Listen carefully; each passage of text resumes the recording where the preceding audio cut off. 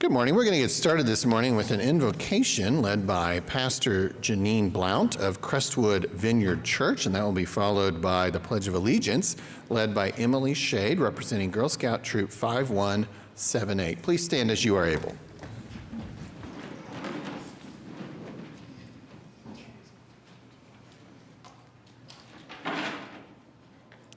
We thank you, Jesus, for the honor of serving our beloved Oklahoma City. This morning, I pray for each of our city council members, that you would fill them with wisdom and justice. I pray for Mayor Holt as you demonstrate your leadership through him. I pray for the staff of this city, that you would encourage their hearts in the good work that they are doing. I pray also for the people of Oklahoma City, from every corner, every demographic. You know every triumph and every struggle. Lord, have mercy on us. Lead us into the future that you envision for a more whole, more hope-filled community. As we open this city council meeting, I ask that you fill each council member and every decision maker with hope, compassion, courage, and ingenuity. I pray this in the name of the Father, Son, and the Holy Spirit. Amen.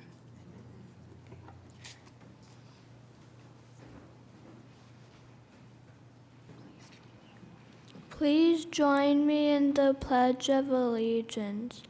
I pledge allegiance to the flag of the United States of America and to the republic for which it stands, one nation, under God, indivisible, with liberty and justice for all.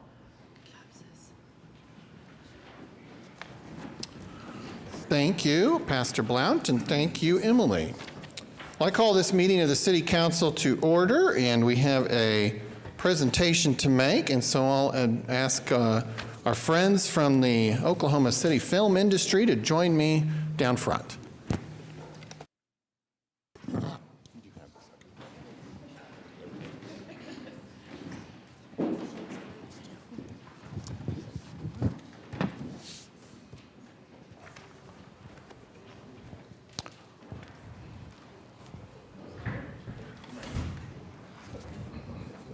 Well, one of the incredible developments of the last few years, and maybe people would think it was improbable, but these folks made it happen, and has been the growth of our Oklahoma City film community and how it has really made a national impact, which you'll hear a little bit about here in this resolution. Later today in our meeting, I think we have something substantive regarding the film industry as we continue to implement our film credit, our film incentive that we created here in Oklahoma City.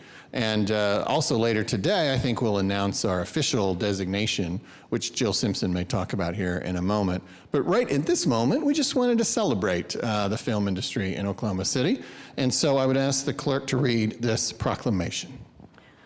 Whereas the City of Oklahoma City and the Greater Oklahoma City Chamber established the Oklahoma City Film and Creative Industries Office in 2022 and is celebrating 2 years of success supporting Central Oklahoma as the premier destination for motion picture, television, and commercial productions in the state.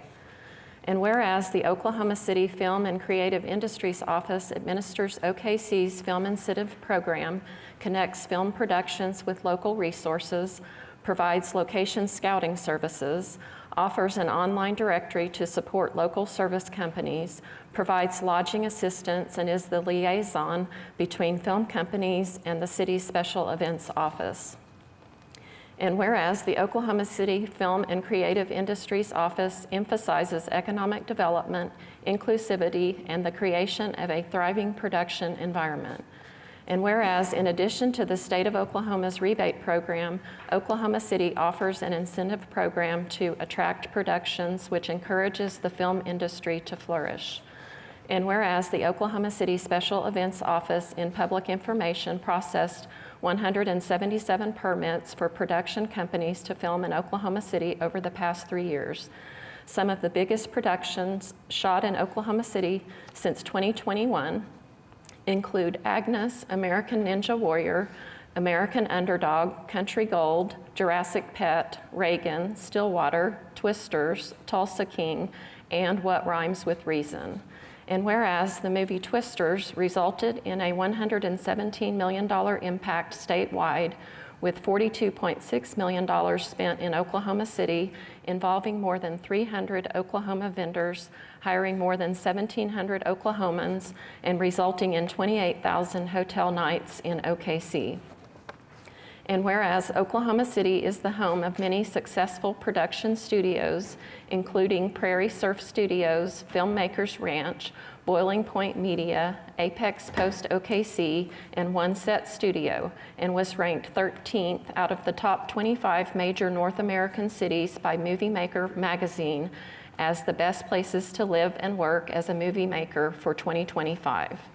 And whereas Oklahoma City is also home to the Dead Center Film Festival, the state's largest and most prestigious film festival, and is one of only 27 film festivals with Oscar qualifying distinction in all 3 short film categories. And whereas Oklahoma City has achieved the Film Friendly City designation from the Oklahoma Film and Music Office. Now therefore, I, David Holt, Mayor of the City of Oklahoma City, do hereby proclaim January 14, 2025 to be Film Day in Oklahoma City. Thank you. Yes. So I first met Jill. It's scary to say, Jill. It's probably almost 20 years ago now, when you were running the state film office. So it was a real coup when we got you here in Oklahoma City to run our new Oklahoma City Film and Creative Industries office. And you have been an amazing leader for this industry in these last few years here in Oklahoma City. And certainly all of this success wouldn't be possible without you. We would love to hear a few words from you on behalf of all the folks we've got up here today. Sure. Well, first of all, thank you for this honor, Oklahoma City Film and Music Office. Thank you for the proclamation. And as you said, we go back 20 years. And everything you're seeing happening now has taken years to achieve. And all these people up here play a key role in making it happen.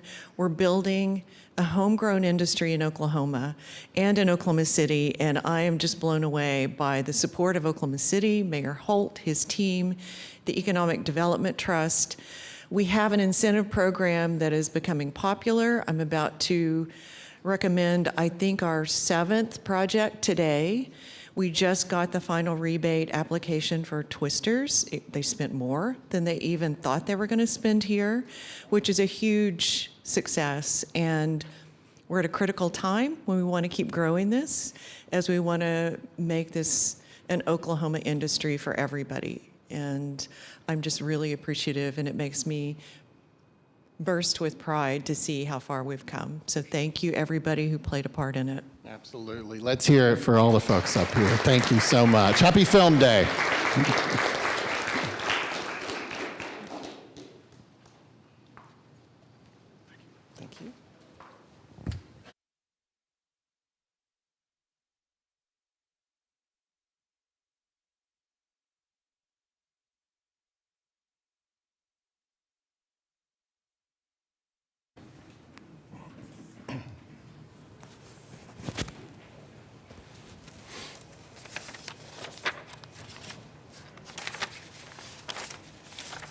Okay.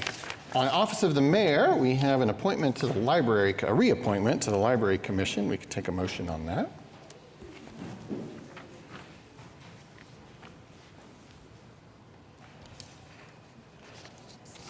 Got a motion and a second. Cast your votes.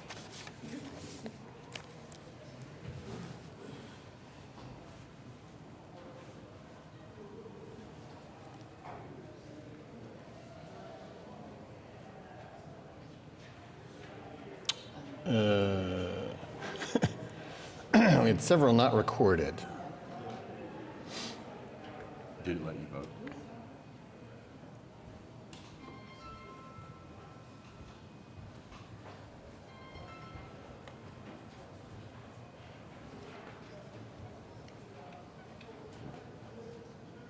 Getting closer. Can you enter his? Can you enter Yeah. His is locked up. Okay. So he votes aye. Sometimes the first one's kind of a trial and error. Very good. Thank you. All right, passes unanimously. All right, item 3B. This is a resolution I brought forward, always trying to find kind of the right balance in our processes, our internal processes as a legislative body. You know, the vast majority of items that we consider are only on one meeting agenda. There are some exceptions to that. Our charter calls for ordinance changes to be on 2 meeting agendas unless an emergency is adopted. There's a hodgepodge of other requirements that are a result of either state statute or federal granting requirements. But the council also layered a couple on over the last 15 years through adoption of resolutions in 2010 and 2018 that I'm proposing to rescind today. The 2010 resolution related to ordinance changes. At that time, the council was meeting weekly, and so an ordinance change that would appear on 2 council agendas would really only be in the public domain for 12 days.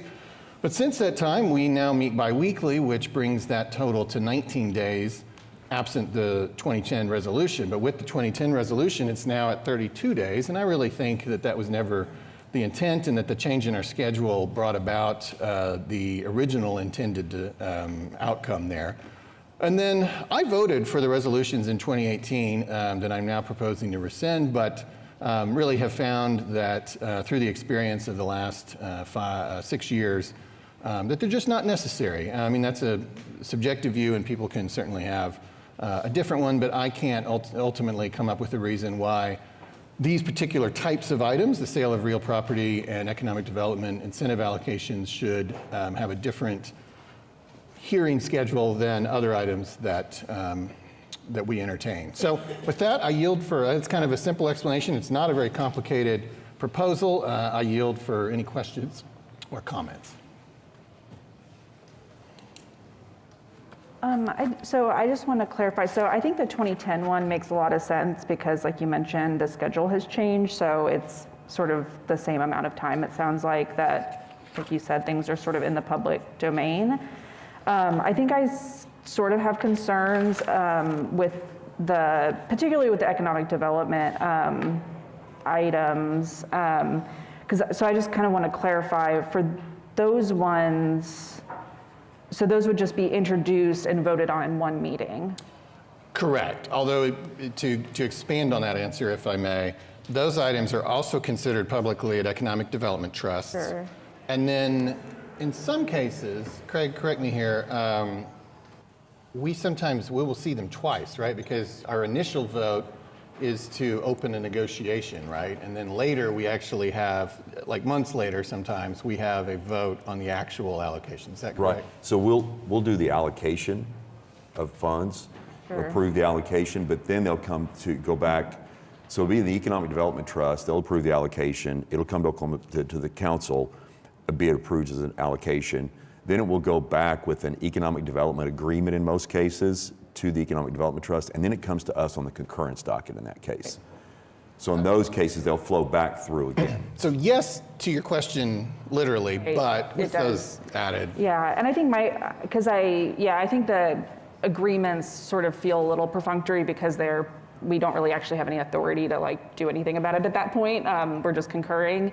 But I think the allocation is where I still have questions, and I appreciate the process we have of the introduction and presentation at one meeting, and then the next meeting, the public hearing and a potential consideration for a vote, particularly because I think the average Oklahoma City resident does not know the Economic Development Trust exists.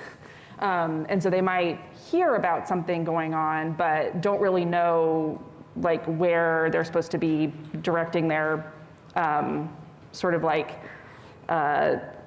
advocacy or questions. And then I think even for council members, you know, it's like I sort of hear those things trickling to me through maybe the news or sometimes through like a briefing of some kind or, you know, a memo.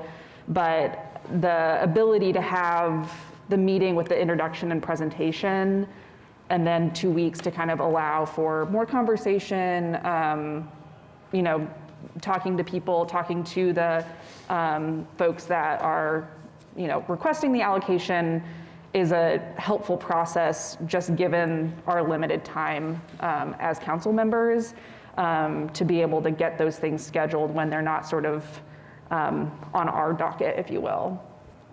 Sure. I think what I'd say, and you don't have to find my response persuasive, but I think for me in weighing this, first of all, what is different in my mind with these types of items versus the many, many other things that are on a typical council agenda that are currently only at one meeting schedule. Secondly, on economic development incentives particularly, I want us to be as pro-business as possible. This has been a little bit tense sometimes over the last 6 years with some of our targets that we're courting. It's not always been ideal that we have a 2-meeting agenda. I'm not saying it's like cost us anything. It's just something, it's a factor I've considered. Also, I've kind of got the real life experience of the last 6 years since we adopted this resolution.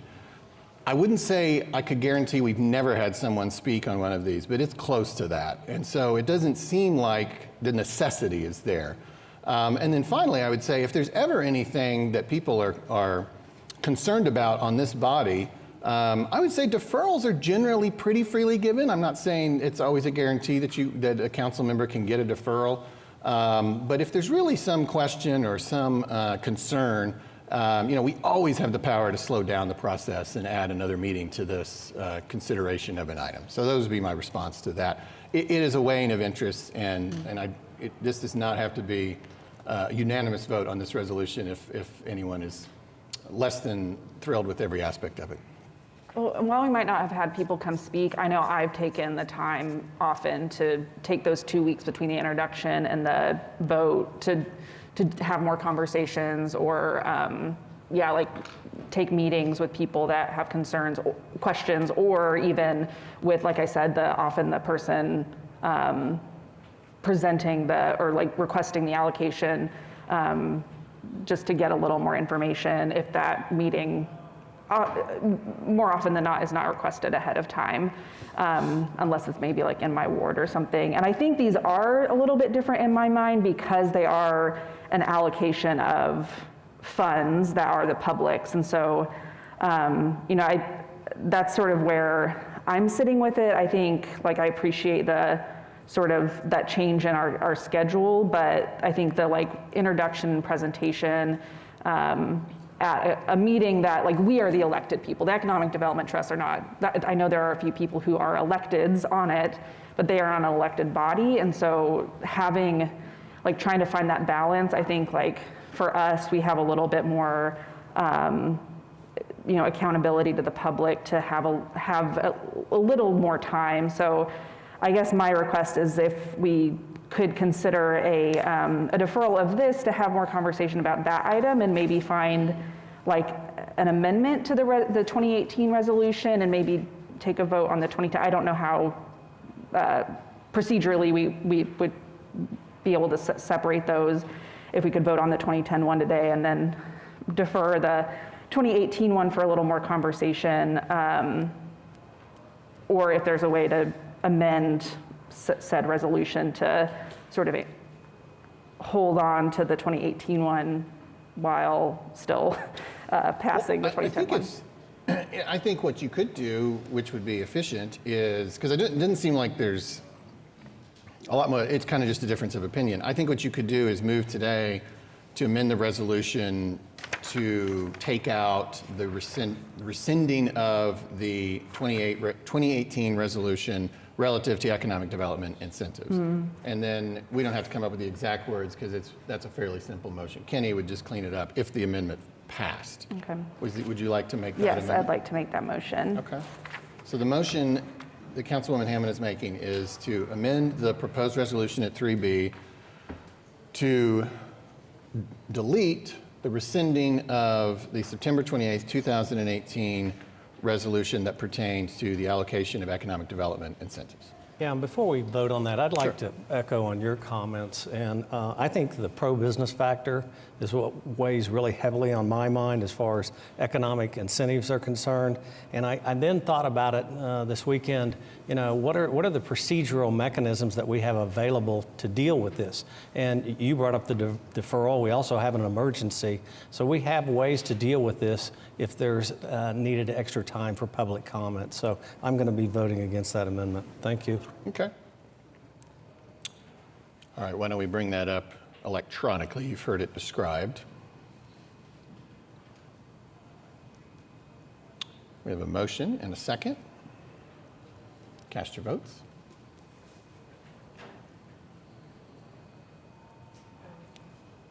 Motion fails 2-7. So we're back on the resolution as originally proposed. Are there any other comments or questions? I'll move the resolution at this time, please, Your Honor. Okay. So, Yes. hi. Just clarification. Was my predecessor involved in 2018 in proposing this particular? Yes, the Ward 2 council member in 2018 was the author of those two resolutions on September 28th of 2018. And the council approved it? Yes, and I voted for it. And you voted I've for it? I've come to agree with the argument against it that was presented at the time, that it's just not really necessary. I'm a bit torn, if I'm being, Sure, that's okay. yeah. On the one hand, I hear what you're saying. I support you. If I recall, and I was a trustee on the Transit Trust at the time, so I was following the council conversations. His argument was, right, that extra moment of, this is an introduction, we've learned about this item, and now maybe we need a couple weeks to reflect on what we've just learned.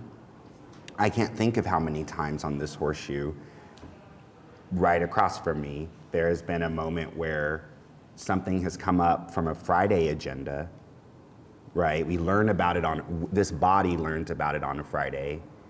We have Friday, Saturday, Sunday, Monday where we are reading about it. It gets to this horseshoe in this packet that's like this thick. And then a council member says they would like a 2-week deferral to reflect on what they've learned.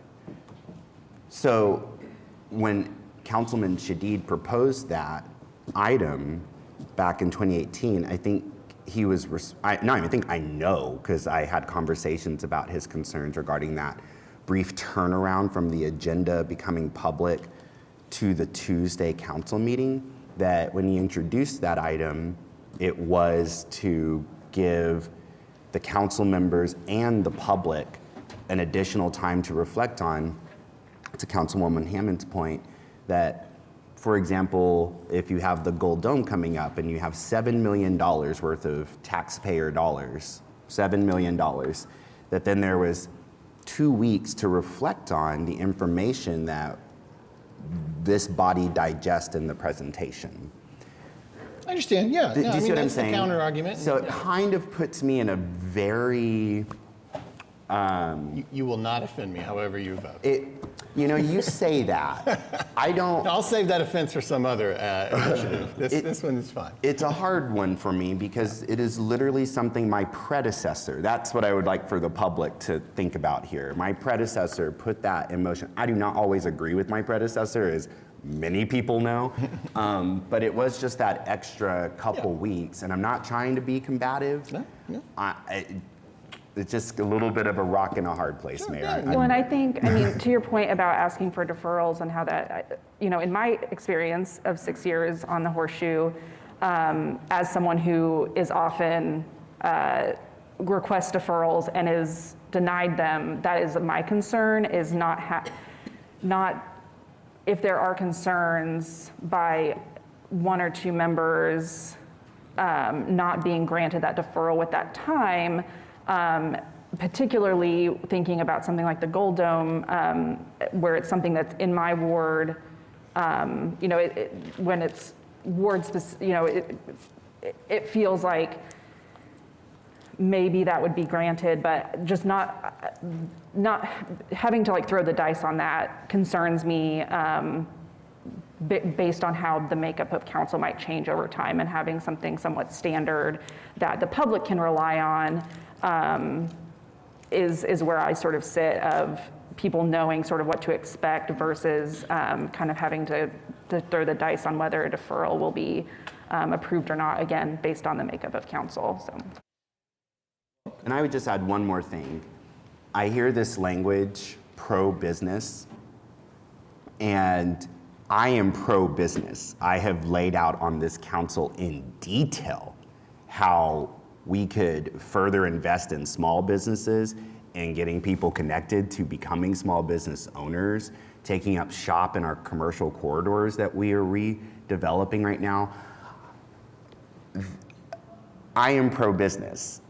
I worry, and this is kind of to Councilwoman Hammond's point, that sometimes this body, a majority on this body, and maybe this is conversations we need to be having in private as well, but I worry sometimes that some of this body thinks that I'm not pro-business because I want to slow down a process and learn a little bit more. So like the Gold Dome I support, but it needed some time, I needed to kick the tires a little bit more. And I worry that in these moments of saying, can we have like a 2-week deferral, that the rest of this body be like, no, it's already gone through the process. In fact, I've heard many times on this body where another council member has said, it went through the Economic Development Trust already. It's already had its tires kicked. There's no reason for this body to kick the tires anymore. I hear that all the time. I could roll the tape. And so I don't know that that's actually what's going to come, and I actually think that that pro-business language I just heard up here is precisely why a majority of this body wouldn't do that, because they don't ever want to be, they don't want someone to run an ad against them in a political campaign saying that they're not pro-business. That's the truth of it. And I'm just a little bit more, I believe in Ward 2 being critical thinkers, that they'd be like, oh no, you actually just wanted a little bit of slowdown in that process. And that's partially why Ed Shadid did that. Because even Republicans in my ward want us to take a little bit of time to think about the stewardship of our tax dollars. It's not a partisan issue. So I would love to believe, Mayor, that what you said is true, that there would be a opportunity for a 2-week deferral, but I don't know that I see that's coming based on past precedent. So it just puts me in a weird position. You're fine. I'm so sorry. You're fine. You know, you and I normally are on about the same page. This time we're just a little off there, friend. This is certainly reasonable people can disagree on these internal processes and finding the right balance. So we have a motion on the table to adopt the resolution. Is there, well, I guess we've got it up virtually. We can go ahead and handle it that way.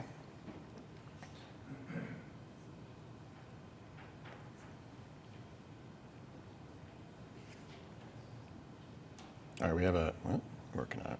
We have a motion and a second. Cast your votes.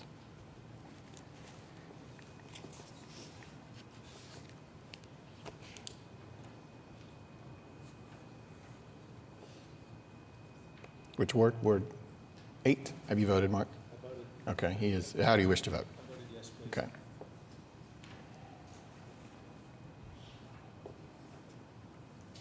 Passes 7-2. Thank you all very much. Okay, item 3C is a resolution approving travel expenses for me to attend the U.S. Conference of Mayors Winter Leadership Meeting in February. We could take a motion on that.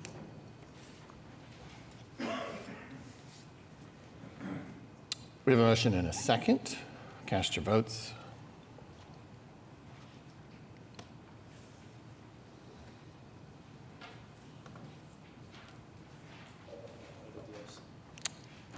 Councilman, yeah.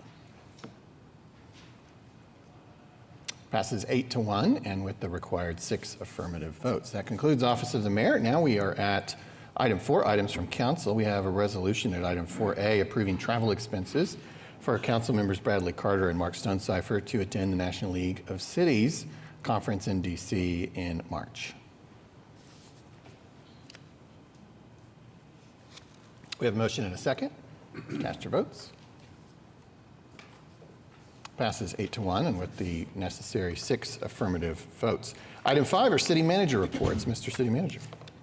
I do not have any reports today. We've got claims and payroll on, and that can be found at okc.gov.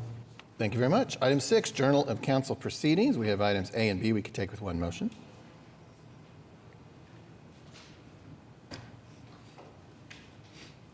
We have a motion and a second. Cast your votes.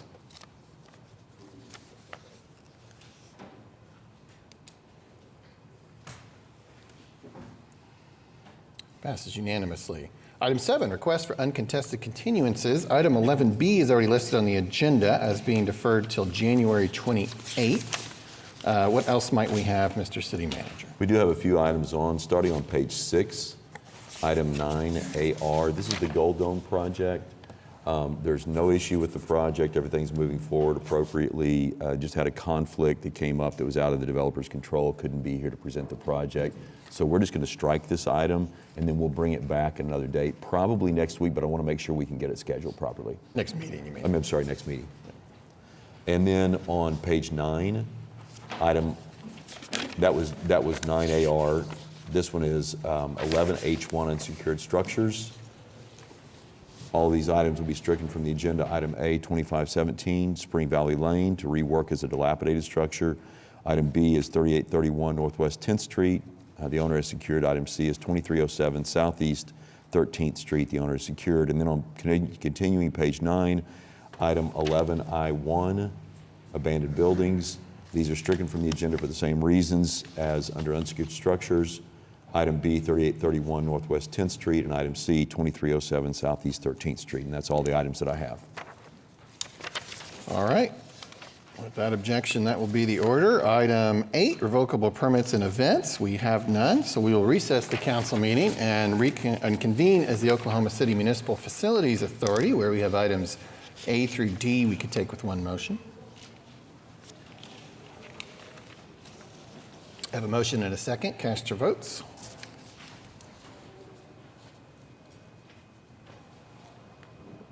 Passes unanimously. We'll adjourn OCMFA and convene as the Oklahoma City Public Property Authority, where we have items A through C we can take with one motion.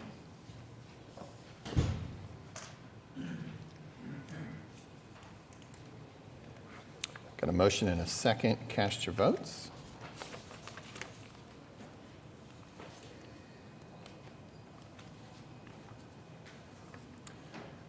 Passes unanimously. We'll adjourn OCPPA and reconvene the council, where we are on item 9, the consent docket. And we have one presentation now for item AQ, and that's it. Is there any other item that a council member wishes to pull out for a separate vote, comment, question? Could we hear a little bit more on item P as in Paul, please? And item V as well. Did you say V? V as in Victor. Got it. Okay. Anything else? No, Mayor, thank you so much. All right. Then we'll take them in order, which means we'll start with you, Councilman James Cooper, item P. Yes, I can see Director Miller already heading up here. Could you tell us just a little bit more? And thank you. I received this morning on my desk all this. Well, you go ahead. Tell us a little bit more about what's happening. Item P is to advertise plans and specifications for a sidewalk project along Northwest Expressway. It extends from Northwest 63rd all the way over to Villas, filling in. It's doesn't include the Hefner Bridge. That is in a previous project that we've already done. But once these 3 projects are complete, we will have sidewalk along Northwest Expressway. Did y'all hear that? That Cassidy, Ward 2, like y'all, I just want to take a moment. I'm serious. Thank you so much, because you're pulling from, would you tell us about the different revenue sources you're pulling from here? Yes. The previous project that was approved was ARPA funding. This is it's capital improvements. It's a Better Streets, Safer Cities, some of that, and some bond. Yeah. I'm gonna tell y'all right now, when I first ran back in 2019, did not even dream of touching Northwest Expressway because it was still a highway, and the idea that we could do anything pedestrian on that stretch I just thought everyone would fight me and there would be no way to do it. And I just can't thank city staff enough. I really can't, Director Miller, and planning. I will never forget the first sidewalk we got from the BRT station in front of Penn connecting up to the library. And now when I see people using that to go to the library, that's like real material change in people's lives. I just think that's incredible. And I just, when I looked last night at what you told me to also put on my desk, to see the sidewalks all up and down Northwest Expressway, they'll remember what we've done. For generations after this, they will remember. And we're not done yet, because I think we're lining these sidewalks with trees to kind of create some buffers along the way over time.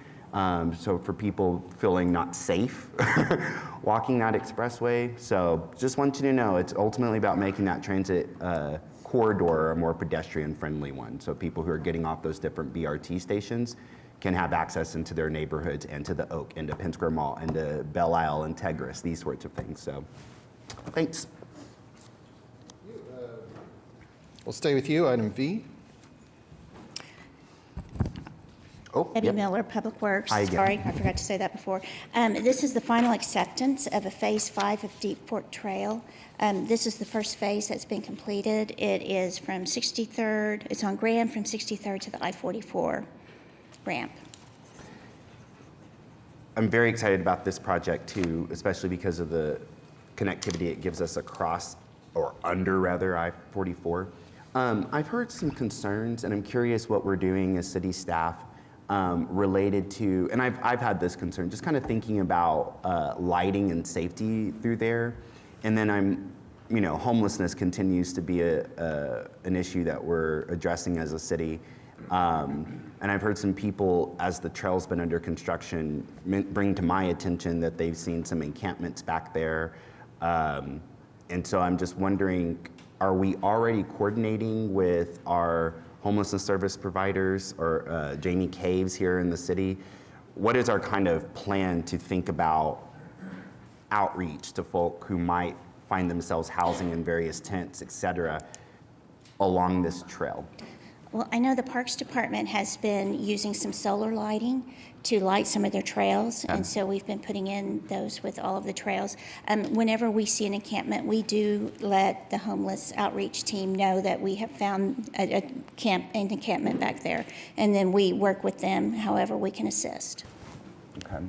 It almost makes me wonder, and maybe we need to talk more offline about this, and I'd like to hear more from maybe planning staff and you and homelessness and parks, but I think there are going to be users of this trail who are going to maybe, just like you mentioned, public works employees seeing someone experiencing homelessness, you know what to do, right? You're like, all right, key to home, street outreach team.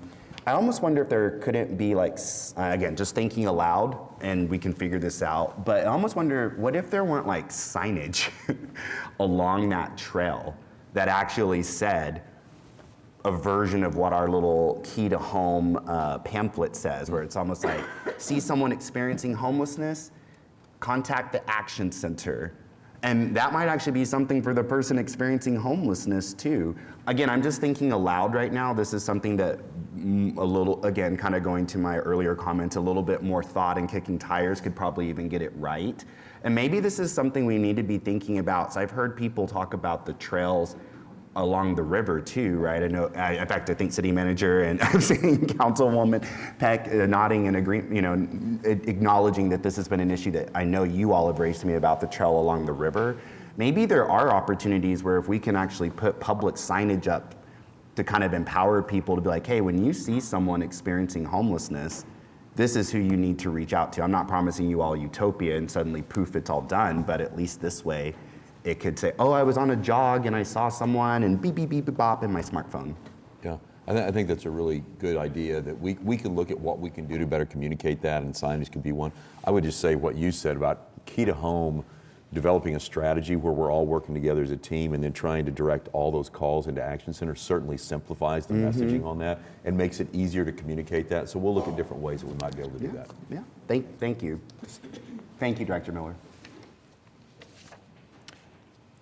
Okay, we have a citizen who signed up to speak on item AO, Gary Jones.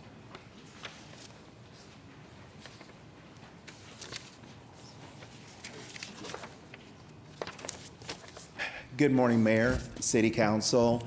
Really didn't have much to say. I remember a little speech that a councilman gave and says, you know, we usually only ever hear you guys when there is a problem. So we have made it a point that whenever you're doing something good, we want to make sure we lift it up and we think this is a good thing. As you know, we appreciate the work that went into the creation of the new home sharing ordinance, but we also agreed and support that enforcement is key. And this, of course, purchase, we believe, is an important part of that, and wholeheartedly support this and other initiatives to ensure that the enforcement component that we talked about in the home sharing ordinance will be implemented. So thank you and keep up the good work. Thank you. Now we have a presentation on item AQ. Mr. City Manager. Yes, Kenny Soodle, the Executive Director of the Homeless Alliance, will come and give us an introduction of this project. This is one of our allocations on economic development, and it's related to the Palomar project. So I'll let Kenny introduce the project and introduce our speaker. Yeah, thank you, Mayor, Council. Kenny Soodle at the Alliance. This is a unique public-private partnership, and wanted to give you just a little bit of background, a little bit of overall information, then we'll have a presentation. But this specifically, what we're talking about is a parking garage that will support the Palomar project, but I want to talk about that in whole. So as part of this, and many of you are familiar with Palomar and that it's a MAPS 4 project, and there's project underway to build them a new building, but there's also a need for parking. So specifically what we're talking about today is a 309 space parking garage. 130 of those spaces will be dedicated to Palomar. And really this is unique in that there will be funds from MAPS 4, about $3.5 million, and then funds from TIF 2, about $2.2 million, put together to help fund that portion of the development of the garage. And what that will provide is 30 years of parking for free to Palomar. So it's not for free, I mean, it's paid up front, but it's pre-funded. In addition, there's a second piece to this. So that's one allocation, is the $2.2 million from TIF 2, the downtown TIF, but the other one is this is also in the new class and corridor TIF. So ongoing, there will be what we're proposing is a pay-as-you-go TIF, which is structured as 95% of the taxes returned just on the parking garage for 10 years, 80% for another 5, and then 50% for the remainder of the TIF district to help provide a very small return on this project. Chris Fleming is here and going to talk about this, give a presentation. You'll see that really there's several things involved here, not only the donation of land for the actual Palomar building, but also kind of some, putting land in on the garage, not taking a developer fee, et cetera. So this is a way to kind of help make this have a very small return. And as with all these, this has been considered at the TIF Review Committee and also the Economic Development Trust. So this is the next step in the process. I'll turn it over to Chris. Thank you, Kenny. Chris Fleming, 1101 North Broadway, Suite 400. Thanks for the opportunity to speak on this today. It truly is a public-private and philanthropic partnership to get this done. We've been working with city staff for a long time and MAP's office to figure out a way to make this work. So do I get to drive this at all, or do you get to drive it? You tell me. Okay, because I have a pointer here. There we go. So 2015, Palomar was kind of an idea. We had just purchased a building, former headquarters for North Care, that was at 10th or 11th and Hudson, and Palomar leadership came and say, hey, before you tear that building down, we have an idea for you. What if we put Palomar here?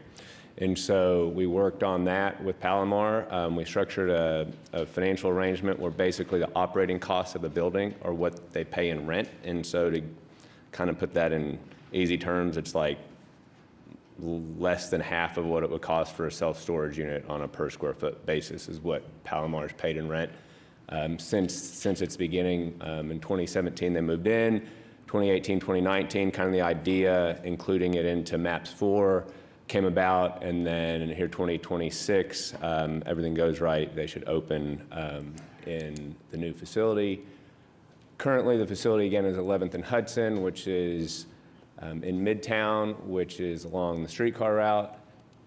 And this is what it looks like We call it the little building that could, because a lot of good has come out of it, and it just keeps on figuring out how to do that. But it is pretty well at the end of its useful life. So along comes the MAPS 4 project. Said, well, Palomar's done great in Midtown. What if it stayed in Midtown? How could we figure out how to make that happen? We have a site that's directly to the west of the current Palomar facility on the other corner of 11th and Hudson. This is a street view from that site where we could, we were willing to donate the land for, that would underlie the new Palomar building, but then where does Palomar park? And so we worked on this in collaboration with the MAPS office and David Todd's team, and also the Palomar architects and the Palomar leadership and staff to create a garage plan that fully integrates and addresses the needs of the Palomar team, while also replacing displaced parking that the garage itself displaces, and provides a little bit of parking for future growth as well. This is a rendering, if people remember, of the Palomar facility. Again, this is the same view that we just looked at from street view. This is on the 11th Street view, so it's kind of the back side of the Palomar buildings on your left, the parking garage is on your right. Sources and uses, so it's around a $12 million project. We are, as developer landowner, foregoing a developer fee and also donating the value of the land into the project. So in addition to donating the land to the new Palomar building, we're not including the value of the land in this project. And so it's been put together with lots of different sources to make the numbers balance and been structured in a way that accomplishes hopefully everyone's needs. This is kind of what Kenny had run through in his introduction. Palomar ends up with 130 spaces for free for 30 years. And there's 4 or 5 year renewal options after that. We might be in flying cars by then. Councilman Cooper, you might know more. I don't know. You tell us where we're going to be there. So gives everybody flexibility as we get further in the future to not obligate the city if we don't need to. And then, end of the day, we just don't want to lose money on the deal. And so, we're fine breaking even. The ROI, cash on that, is basically the same as our cost of funds, plus or minus, depending on what interest rates do. But we're excited to continue to work with the city on this to get this done. So, any questions along the way? I'd just like to say how much I appreciate you working with Palomar.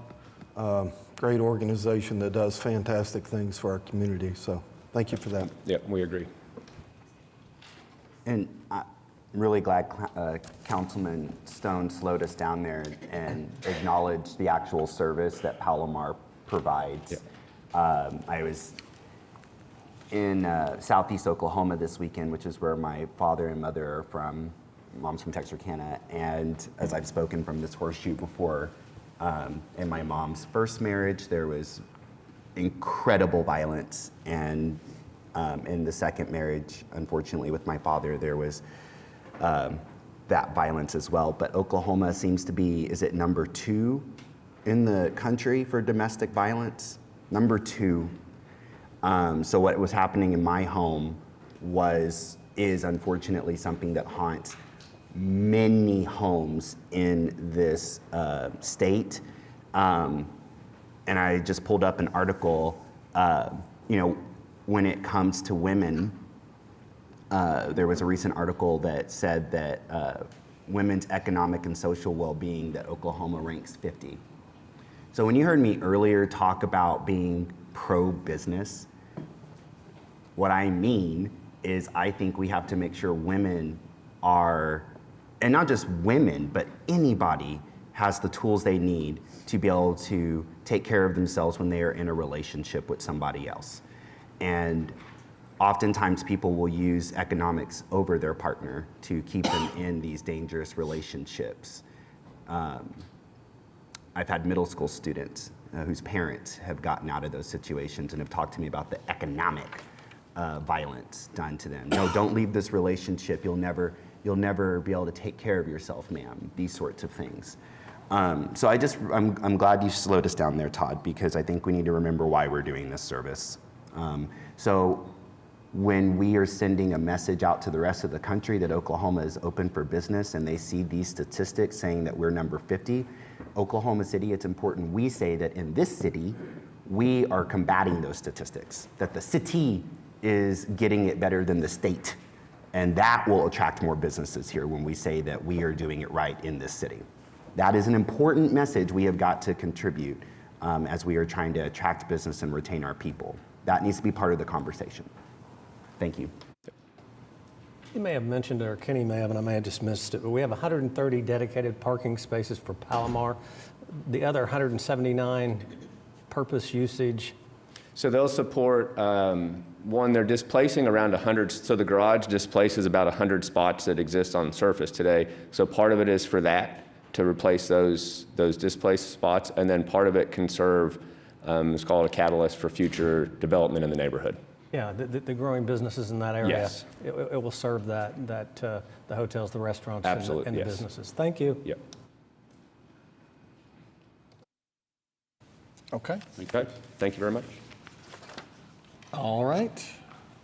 Well, that concludes everything that had been pulled out on the consent docket. We can now entertain a motion for adoption.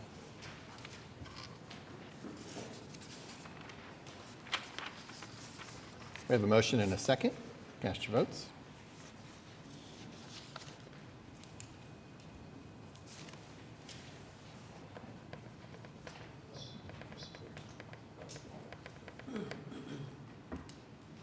Passes 7-1. All right, item 10 is the concurrence docket. There's nothing there today, which brings us to item 11, items for individual consideration. We have item 11A. This is an ordinance on final hearing that was recommended for approval, rezoning 5500 South Hiawassee Road from AA to RA2. This does have a 78.7% protest. Councilman Stone, no one has signed up to speak. Thank you, Mayor.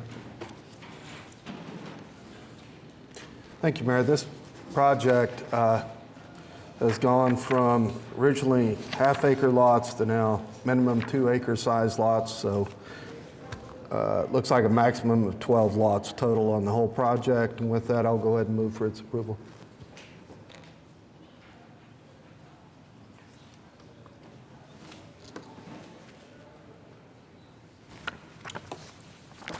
We have a motion and a second. Cast your votes.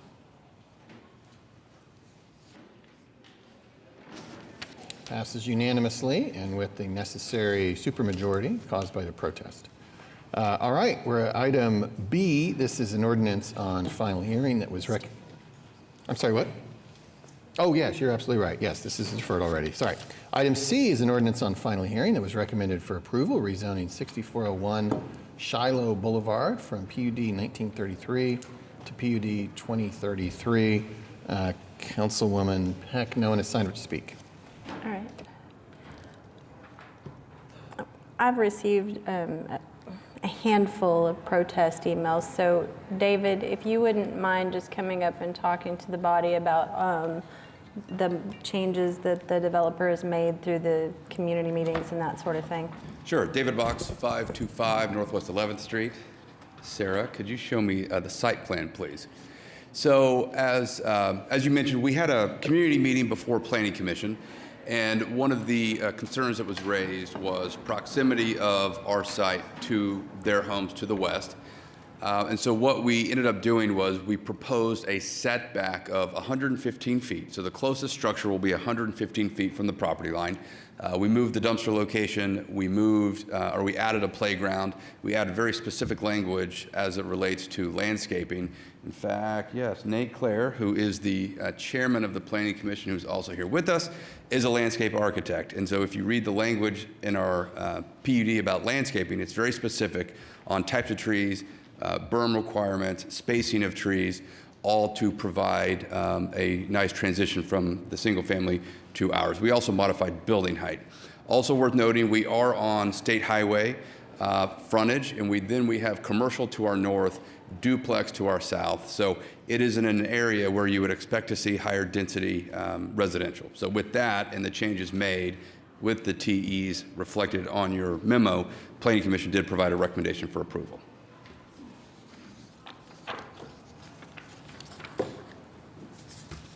Thank you, David. I think in light of the changes, and I know that there are going to be a handful of folks that are not very happy about this, but the Mustang School District is an excellent school district in our city, and I think that families need to have the opportunity to bring their kids out there, just like this neighborhood has moved their families out to this part of our city, and to enjoy the amenities and the school district that we have out there. And we have a pretty limited number of this level of housing in the ward, especially as you move out to the more suburban areas. So despite the handful of protests, I am going to move this for approval, and I appreciate all of the efforts on behalf of the applicant to try and make it a little more amenable to the neighbors, and so thank you.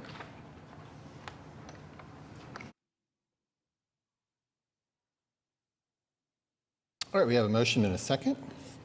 Cast your votes.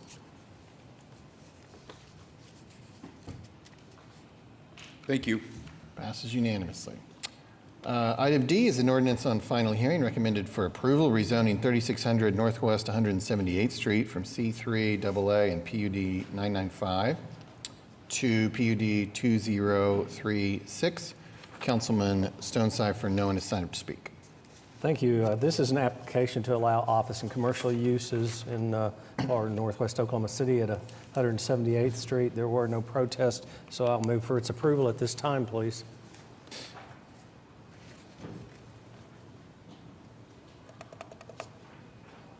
We have a motion and a second. Cast your votes. Passes unanimously. Item E is an ordinance on final hearing that was recommended for approval, rezoning 5701 South Choctaw from AA to PUD 2041. Councilman Stone, no one is signed up to speak. Thank you, Mayor. This project is basically 13 lots spread out over the course of 30 acres. The largest lots situated next to the arterial roadway, which is good. So with that, I'll go ahead and move for its approval.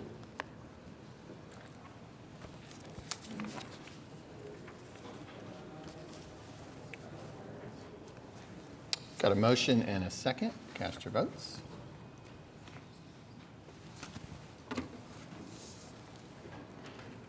Passes unanimously. Okay, item F is the public hearing regarding a proposed ordinance change related to our capital improvement plan. Amy, has anyone signed up to speak? No, they haven't. They have not, so we will close this public hearing and advance to the public hearing found at 11G1. This is regarding the dilapidated structures here listed. And we do have a citizen who signed up to speak, Michael Washington.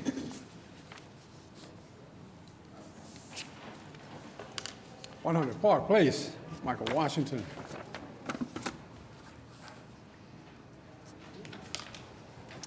Can someone point these structures and let me visualize what I'm about to speak on? I appreciate it. Let's see, what about, oh, we just have 3? Let me see all, can I see all of them briefly? Oh my goodness, Lord have mercy, got to do something with all that. God almighty, man, I'm on your side on that. Oh, Lord, keep going, keep going. Wow. Wow, for real?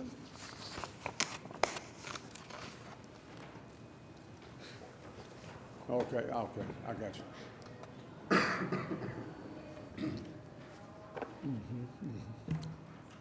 Well, thank you, sir. I've seen it. I do have to agree here that such dilapidated, unsecured structures are not only a detriment to society as a whole, but certain to bring down property values of houses and businesses in that area. It is a marketplace for drug use, homelessness, and any other thing that could cause human life to be in jeopardy. My question, though, that seems to stand out most is, if found to be dilapidated, and the finalization is rules, according to a resolution declaring structures are dilapidated, directing said structures to be torn down, establishing dates of January 15, 2025 and February 14, 2025 for commencement and completion of removal by owners. So in other words, you're saying then that it's going to be torn down by the city and then the owners have to pay for it? More like that? What? Initially, we'll give the property 30 days to come up with a plan of action to comply. If they're unable to, then yes, the city can issue a contract for demolition. Now, see, that I have no problem with because, like I said, you just can't just leave something that's a detriment to society. I mean, to just dilapidate the buildings up. So I agree with you. I'm just trying to figure out so the others, they asked me to speak on it. And so I can tell them exactly what I heard from you. And again, like I said, it's very important that these things be corrected. Now then, if the owners doesn't come for a follow through and you tear it down, whose property does it become? Is it still the owners if they don't pay you, or how does that? Do you request it be sold to get your money? How does that work? The 30 city seconds then, remaining. The city then will file a lien after 6 months with the county, but the city never takes possession of the property. Now then, so a lien on it then, if I don't pay you, then you don't get anything. So the property's still mine, in other words. Still the property owners until the county, if the county seizes it for non-payment of taxes or for non-payment of that. So as long as I keep up with taxes, 36, as long as I keep up with taxes, it's still mine, but the county can come in and say that it needs to, be? No, as long as you're paying your taxes on your property or you're paying for that lien or it's paid for, then it remains your property. Okay, so y'all never possess it? City never possesses it. Okay, that's All right, we're at time. If you have any other questions, I'm sure you can speak outside. Okay, that concludes the public hearing. Those who signed up to speak on the public hearing at G1, that brings us to the resolution at G2 declaring that the structures are dilapidated. We have a motion and a second. Cast your votes.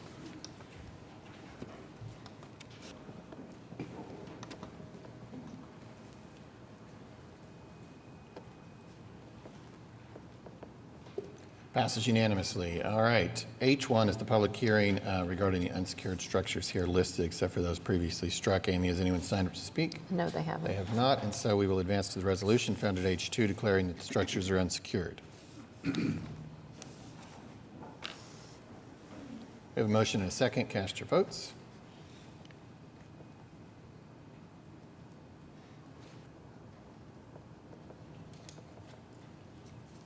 Passes unanimously. Item I1 is a public hearing regarding the abandoned buildings here listed, except for those previously struck. Amy, has anyone signed up to speak? No, they haven't. They have not, and so we'll advance to the resolution found at I2 declaring the buildings are abandoned. We have a motion and a second. Cast your votes. Passes unanimously. Okay, item J is a joint resolution with the Oklahoma City Economic Development Trust regarding a proposed feature film project Nostalgia and approving an allocation from our film incentive program for $309,439. We have a presentation. Yes, Jill Simpson with the Oklahoma City Film Office is here to present this project. Pardon me? You're just here to present the project. Yes. Go ahead. Good to see you. Good morning, council members. We have a new rebate application for a project that we have codenamed Nostalgia. It's an independent feature film. It's about an $8.5 million budget, which is a perfect spot for us. Comedic coming-of-age story about a group of young people crossing the country, going to see a Green Day concert in Los Angeles. And ironically, one of the members of Green Day co-wrote the script, and he has ties to Oklahoma City, which I had no idea, which is kind of cool. Filming dates are February 3rd to March 8th. The production team, it's a producer, Tim Perrell, out of New York.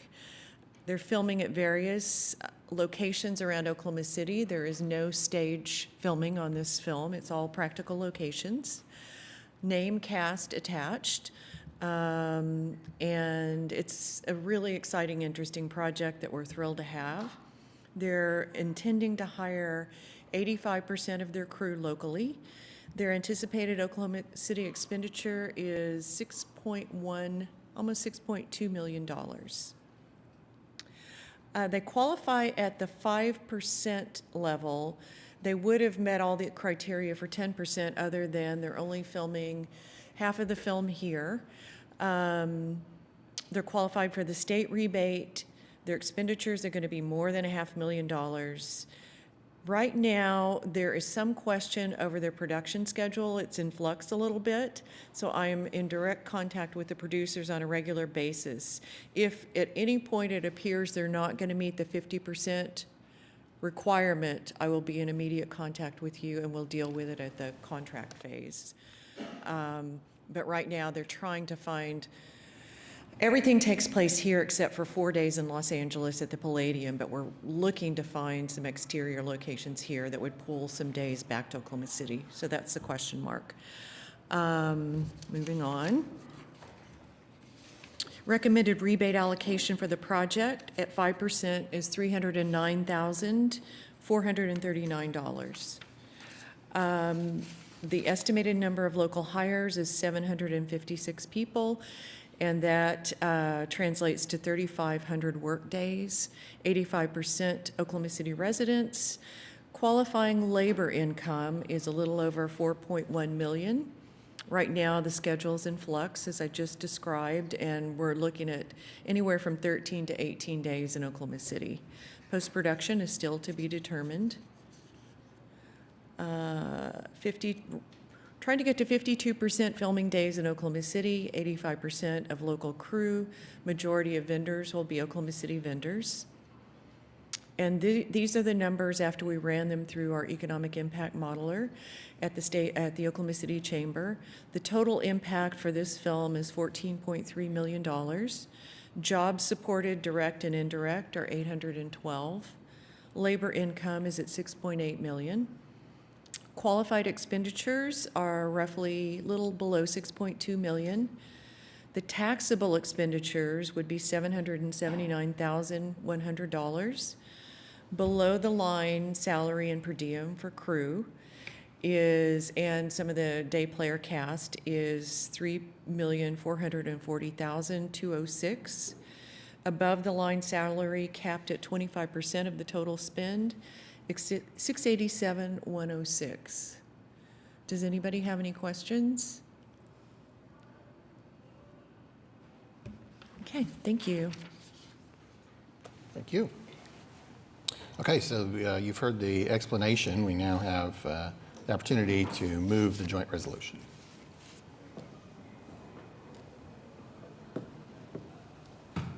We have a motion and a second. Cast your votes. Passes unanimously. All right, item K is a resolution receiving the Housing Affordability Implementation Plan, and we have a presentation on this. Yes, Jeff Butler, our planning director, is going to introduce this project. It ties back to our housing study that was done a couple of years ago. We continued working with our consultant. Jeff's going to introduce the project, and our consultant who will present the implementation plan. Thank you. Yes, Jeff Butler, planning director. We're happy to bring this forward to you this time. I'm going to introduce David Schwartz, who is representing consulting firms Economic and Planning Systems and SGS Economic and Planning. Have been working on this for some time now, working with many local and national developers, housing practitioners, other cities, housing organizations, interviewing, just making sure that we're bringing the best practices possible, and then kind of trying to customize a work plan, an action plan that works for Oklahoma City so that we can kind of go to the next level in implementing affordable housing here in our community. So with that, I'll turn it over to David, and he'll walk us through briefly the plan, and we'll take questions and after that. Thank you. Thank you, Jeff. Good morning, Mayor, City Manager, and Council. Thank you for this opportunity to present to you an outline of the Housing Affordability Implementation Plan. And in this 10-minute or so presentation, I'm going to give you a brief background to the plan, an update to the high-level housing market indicators since the completion of that housing affordability study in 2021, and an outline of the plan's stages and goals. First, some background. The findings and recommendations of that housing affordability study, or I might refer to it shorthand as the HAS, established direction for this plan. Its recommendations were organized into the 5 themes, as you see on the left side there. And on the right side, the HAS also established some guidance for this implementation plan. First being the recommendations that were being made in the HAS were holistic, but they were not an all or nothing strategy. The implementation and delivery of the plan should not be the city's sole responsibility as an administrator or a convener, and that the city should leverage existing resources, structures, and partnerships as much as possible. This implementation plan really also represents the evolution of strategic thinking, going all the way back to Plan OKC when it was adopted in 2013. Plan OKC was a comprehensive, included a comprehensive housing market assessment that I also worked on more than 10 years ago, with recommendations that aimed at addressing current and future resident housing satisfaction issues through a variety of different neighborhood level infrastructure improvements. And the trajectory was really continued in subsequent efforts, such as leading through the GOLT in 2017, MAPS 4, the HAS, the strategies to address homelessness, the development codes update, which continues, and also the efforts of the Housing Stability Coalition. While market changes between Plan OKC and the HAS were definitely captured in that study, you may also be thinking about what's changed since the housing affordability study, such as the pandemic, job losses, recovery, supply chain disruptions, inflation, and high interest rates. The question is, have housing market conditions changed in such a way that the problems and recommendations in that study remain relevant? So in the next 5 slides, I'm just going to walk you through a few high-level housing market indicators to gauge whether that study's conclusions and recommendations really remain relevant. First off is a quick look at the demand or growth pressures.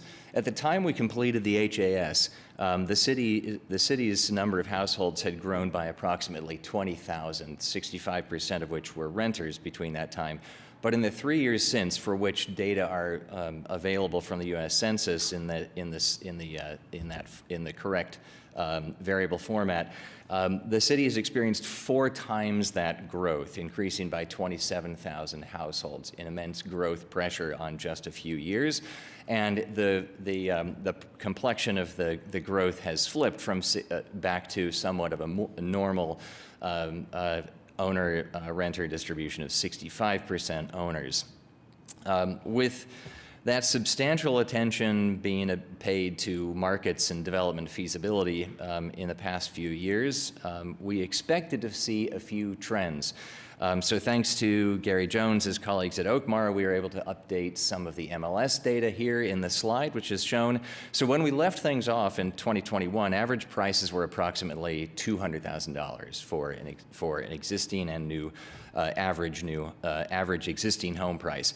So between 2009 and 2020, prices had increased 59%, or about 4.7% per year. Since then, average prices have escalated 50% to $300K, which represents about 11% annual appreciation. So to see how this trend relates to affordability, we've made a few standard assumptions as noted at the bottom of the screen, which I'll just click through here. As you might expect with increased mortgage rates, households with today's median income of approximately $70,000 can afford not much more than they did in 2020. So now let's take a look at rental trends. Again, when we left off in 2021, rental rates had escalated at about 2% per year, and since then have escalated at about 4.5% per year. From an affordability perspective, we looked at households earning 60% of the area median income, with some assumptions also noted at the bottom. This trend simply points to a continuous challenge for many households to find affordable rents, particularly when accounting for utilities costs, which often account for approximately 5% of households' monthly payments. And this is relevant for a lot of reasons related to the findings of the HAS, because this population relates to the community and service sector, police, teachers, nurses, and other community and service sector industries. Excuse me, I'm sorry. Could you pause on that? Could you go back? Sure. Because I think there's some confusion sometimes.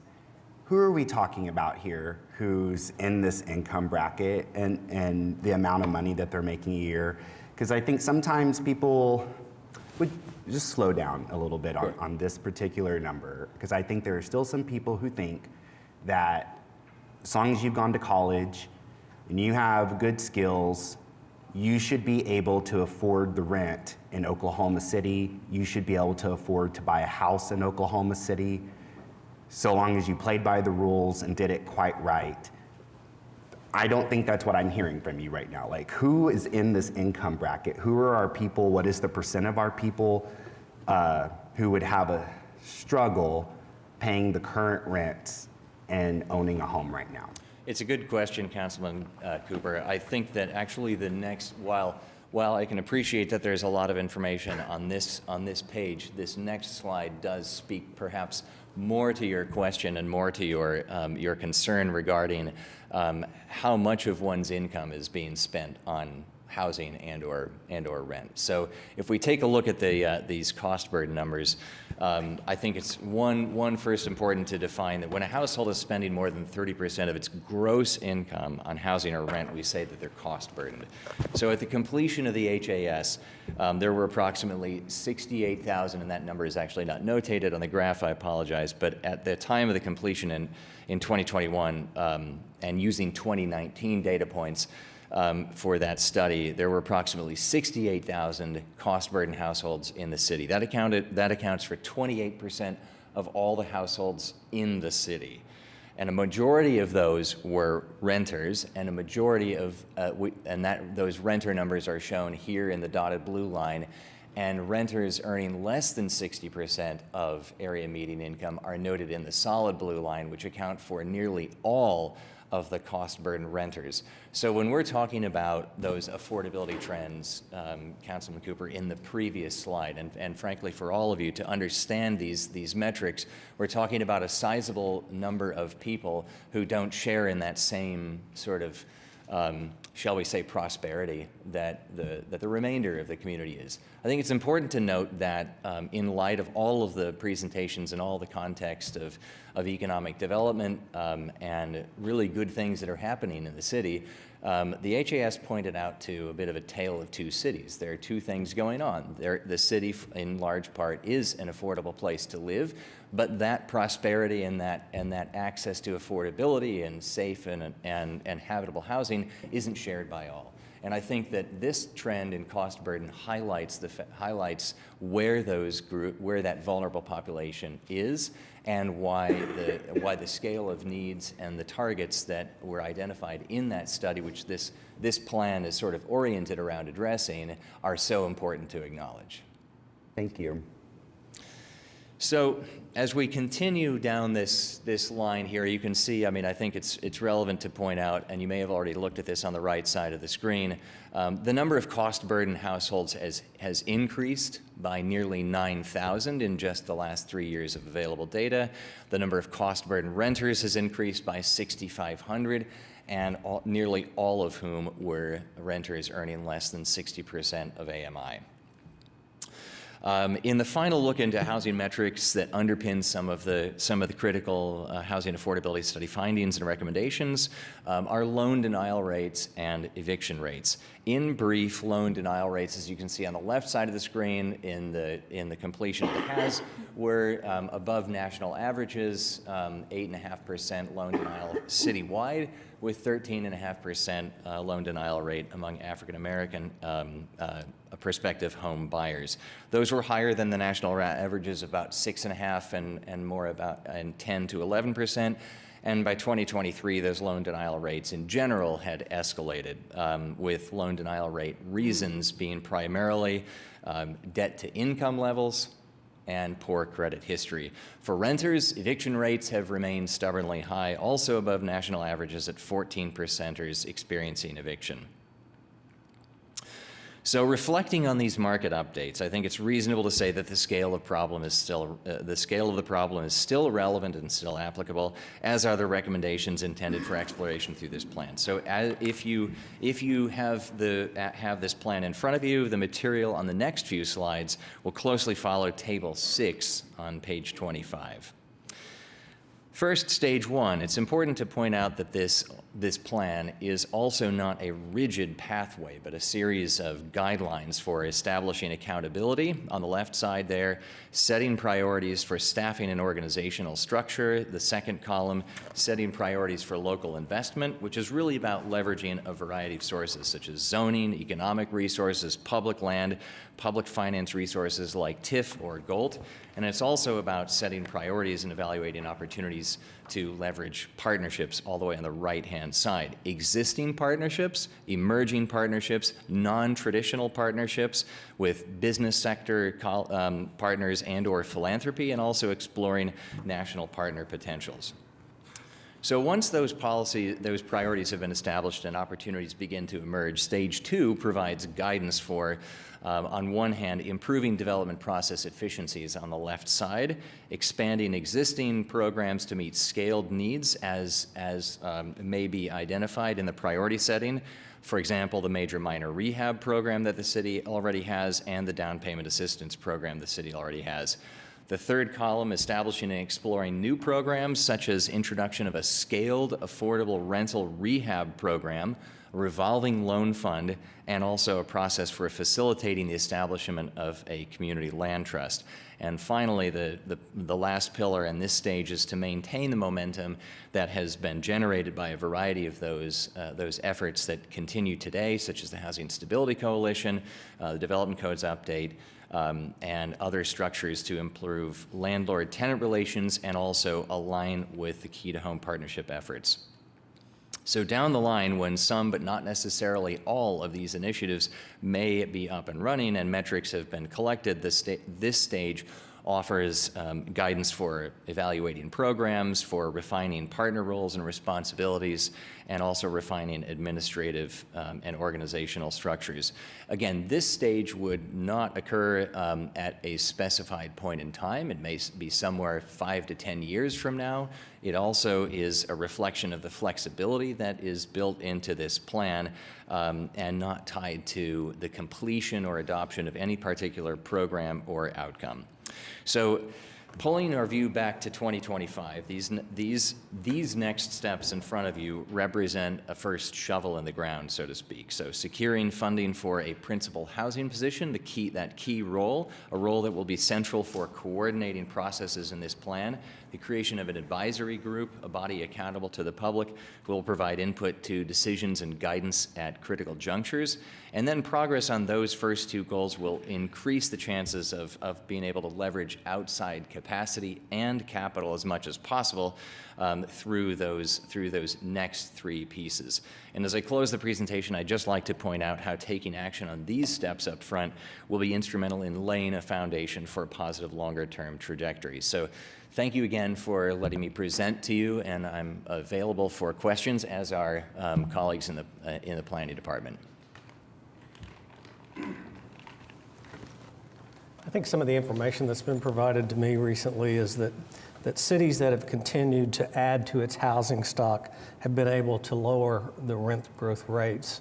One example is Milwaukee, which from 2017 to 2022 increased its housing stock by 12%, and thus the rents grew by just 1%. I don't think we're experiencing that right now in Oklahoma City, so I think the need for increased housing stock is essential and something we all really need to be focused on at this time. Thank you, Councilman Stone-Cipher. That's exactly right. The pressures that are alleviated in the market when a new supply that's quality supply is added, and also the quality is addressed as well, contribute to remedying some of the problems that are addressed. Just real quickly, I would like to say that the one thing that sticks out to me on this thing is I mean, I love housing affordability. It's something we really need to work towards. And we're always going to have renters. There's people that aren't able to purchase, aren't in a place in their life where they're going to purchase. They might be, hey, I might be moving in a couple of years. I don't want to purchase. But when you look at that 10-year graph, right? If you bought the house 10 years ago, your payment's the same. Now, insurance and taxes will go up on it, right? But you've just achieved $100,000 in equity with your home. Whereas if you're a renter, your rent's gone up 4.5% every year, and you don't have any equity in it. And it's going to keep going up. And as a city, we need to make sure that there's affordable rentals, but at the same time, we really need to be trying to focus on and figure out how to make the housing more affordable for purchase versus rental. You know, when you purchase it, as long as you don't get a adjustable rate mortgage, you're pretty locked in, right? 10 years from now, you're not going, wow, my rental went up 50%. And I think it's important that we continue to push on that piece. So, thanks. You made a good point, and if I may add to that, Councilman Stone, is that the cost burden numbers reflect that, where you don't typically expect that owners are cost burden because of the point that you've just made when people take on a fixed rate mortgage. And the variability in rents contributes to that loss of equity building. This plan lays out a process and guidance for establishing priorities and also navigating the legal hurdles and obstacles that may be in the way for the city to facilitate either directly or indirectly those opportunities to increase households' ability to take on a mortgage, to remedy that loan denial rate issue through services and support. But I think community wealth building and equity building are a very important outcome in promoting housing stability. So I'd encourage the city to continue to pursue that. Well, and one thing I'd like to kind of point out to sort of build on that, like recognizing that some costs of maintenance or maybe insurance or things, well, I pay for my own renter's insurance, so that's not a cost that my landlord bears. But you know, if it is the case that the owner has the equity and their mortgage is staying the same, then why my rent is going up is sort of a question to me.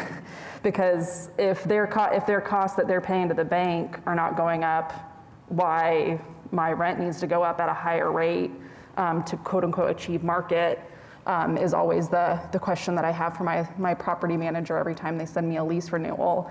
So I think that's the other piece to it, is being able to protect renters, educate renters and tenants, both through advocacy to the state and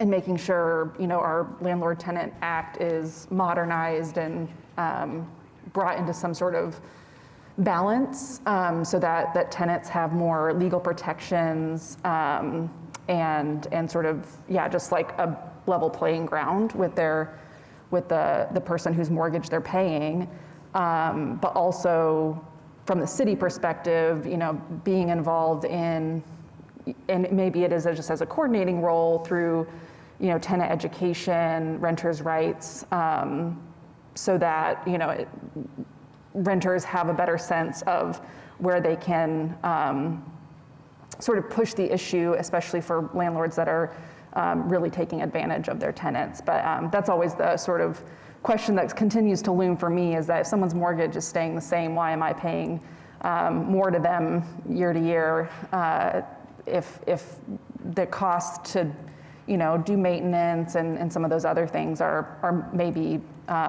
not rising as quickly. So I think that's the other piece is, and I'm, you know, all for making sure that we're promoting and finding ways to create ownership opportunities and that wealth building opportunity for people, but also making sure that we're sort of leveling the playing field for folks that, and I think for me particularly, you know, when I sort of, when you were showing those numbers, you know, when I look at that $40,000, that 60% of AMI, that's me.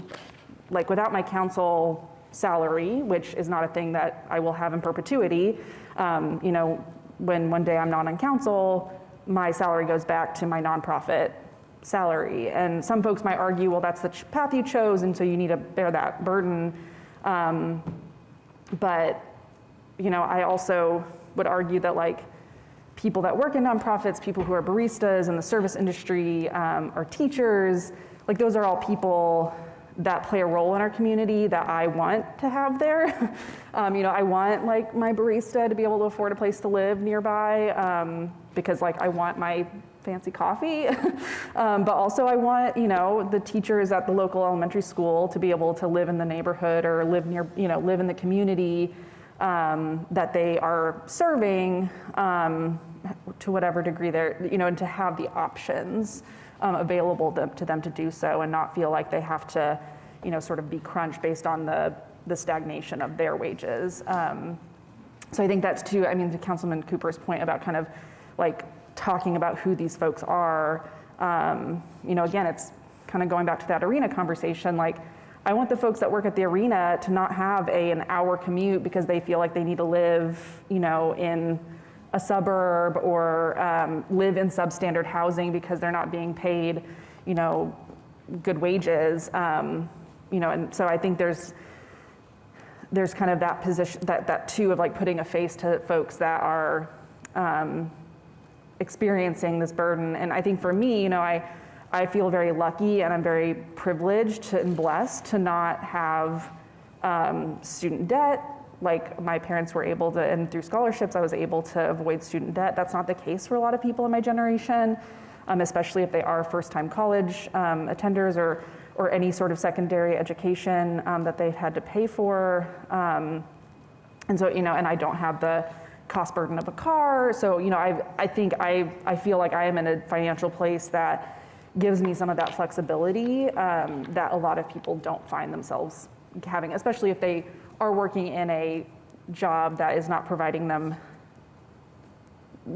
wages really commensurate with the education that they had to pursue to get that job, like a social worker or a nurse, a teacher, those sorts of things. So I think that's also trying to keep in mind that, you know, I think there is a role for the city too of finding ways to protect renters, especially because they are paying their landlord's mortgage, among other things. And so, and we're often not getting cost of living adjustments. Like I only got a raise in the last 10 years because I changed jobs. I changed where I worked. So it's kind of one of those needing to think about and put the face, I think, again, to Councilman Cooper's point on who these folks are and making sure that we're covering, you know, the range of needs. And it sounds like there is a lot of that in this plan. I haven't had a chance to really like go through it in depth, but excited to be able to dig in a little bit more and find those opportunities going forward. So, I just wanted to point out, if you need a good realtor, there's a couple of them sitting out there. So. Yeah, let me say that I really appreciate this report. And as I went through this report, it was tremendously insightful and gave to us, even when we're not feeling perhaps what others may be feeling in the city, it did give to us clear indications of some areas that we need to work on to make our city better. And I agree with what Councilwoman Hammond has said, and also Councilman Stone, that a key component to all of this is the thing that has been attractive for Oklahoma City, and that is affordable living.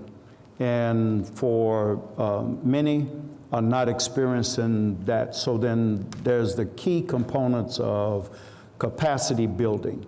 Can you drill down a little bit more on capacity building? Because we talk about it, and we talk about it in such vague terms that sometimes we miss out on the nuances of capacity building. So when we talk about things like affordable housing, financial literacy, how is that actually going to be implemented, and what is going to be the plan going forward? That's the first part of my question. But then the second part is related to the advisory committee and who is actually going, how do we go about the process of putting people on that advisory committee, and who's going to be on it, and then what will be the scope of their responsibilities? Was there another question as well, Councilman? But just those two questions? Those two. We'll start with capacity building. There are several different aspects to capacity building. There is much said about capacity building in the plan when you start to dig into it. One of the first layers of this is about building what I like to refer to as system capacity. That's sort of at the overarching level. We're talking about a housing system that includes the city itself and all of its partners. The system also includes the beneficiaries, so the homeowners, the prospective home buyers, renters, landlords, everyone. That's the housing system, and as well as the regulations that are statutory and the ordinances that you pass. The system is legal, it's financial, it's regulatory, and it's also administrative. From the perspective of capacity building on the administrative side, the city works with a lot of existing partners, the Oklahoma City Housing Authority, with Housing Finance Authority at the state, with OCURA, with the Alliance, with a lot of different partners around the community. Those are a part of the system. One of the parts of exploring and identifying priorities for partnerships, which is a part of the first stage of this plan, is to identify where there is existing capacity, what's being done by those partners, where are alignments possible, where are there resource gaps, and where are there needs that should be filled, or there are demands that need to be filled within that first layer of existing partners. The next layer of exploring capacity building is to understand who your emerging partners are. Those might also include some non-traditional partners. They might be business community. It might be the healthcare sector, which we had a focus group with 4 years ago during the HAS. It might also include philanthropy. There are a variety of foundations and nonprofits, and I won't name any of them here, but there are mission statements that may or may not align with some of the efforts that are intended to pursue and explore through this plan. Finding those alignments means building capacity in the system to address needs that don't necessarily require the city's public dollars. And then there are also another layer of capacity building, which is exploring national partner potential. There are national partners out there, like community development finance institutes, such as LISC or Enterprise, that bring in technical assistance. They also have access to outside capital, and they provide another layer of resource, sort of along the lines of, we could call them development incentives as well, that also seek to further build capacity in the system, leverage existing resources without spending more local dollars. Now, just briefly jumping into the other side of capacity building, after we've thought about the city's partners, is really building capacity on the recipient end, or the beneficiary side. So ensuring that services and nonprofits that do provide services like homebuyer counseling, financial literacy, making sure that educational institutes are providing those types of services, is a part of the purview of setting priorities and focusing on service efforts here. So homebuyer counseling, financial literacy, budgeting, social support for tenants, for example, and making sure that people also have the capacity to address needs, just as the system also needs to have the capacity to be responsive. So there are other aspects of building capacity that are less direct, such as the use of financial resources or economic resources, but I think that hopefully that answers some of that question. Just quick question, this is yes or no. Legal aid, have they been involved in this process? Legal aid was we have consulted with legal aid. We consulted with legal aid in focus groups and a lot of interviews in the housing affordability study. Pardon me, Councilman Cooper, you also asked about the advisory group. The creation of the advisory group is also outlined in this implementation plan. There is guidance, but not a rigid prescription for its membership. For example, in this type of an advisory group, which other cities in similar situations have created, it depends on the city's interests. It may have the complexion of housing industry representatives, real estate, development industry, advocates, lawyers, legal representation, planners, maybe even representation from the dais and or from city's leadership. But whatever that complexion is, setting those priorities and establishing who should serve on that advisory group is a part of this process. It could look a lot like the advisory group that guided the housing affordability study, and that contained a very wide-ranging membership and contained about a dozen to 2 dozen individuals. Thank you for your presentation. I, as many people are very well aware, have been obsessed with our affordable housing study. I have a series of questions since we have you here. Number one, I pulled up the PBS News Hour. It was this is the Councilman Stone's observations. There's 2 questions here. But this was a News Hour segment called "Why Are Rents Still Higher in Much of the U.S. Than Before the Pandemic?" So my first question, and this was the host, John Yang, he said in a number of states and in Congress there's a push to limit the corporate ownership of rental units. Is there anything in this study that addresses something I hear all the time from Ward 2 residents of every class, which is this existential concern that out of city and out of state and sometimes out of country corporations are gobbling up like Pac-Man housing in our neighborhoods in Ward 2. I won't even speak for the rest of the city. I'm Ward 2. But buying our homes, tearing them down, building unaffordable homes, right, outside of this median income, like much higher, either $500,000 or $400,000 or $600,000 homes. This is in Helm Farm right now happening, by the way. So it makes it harder for someone to purchase the home, the new one that's being built, or there was no way to we didn't rehab the existing home that could have been made into a rental or something that was accessible for someone to purchase.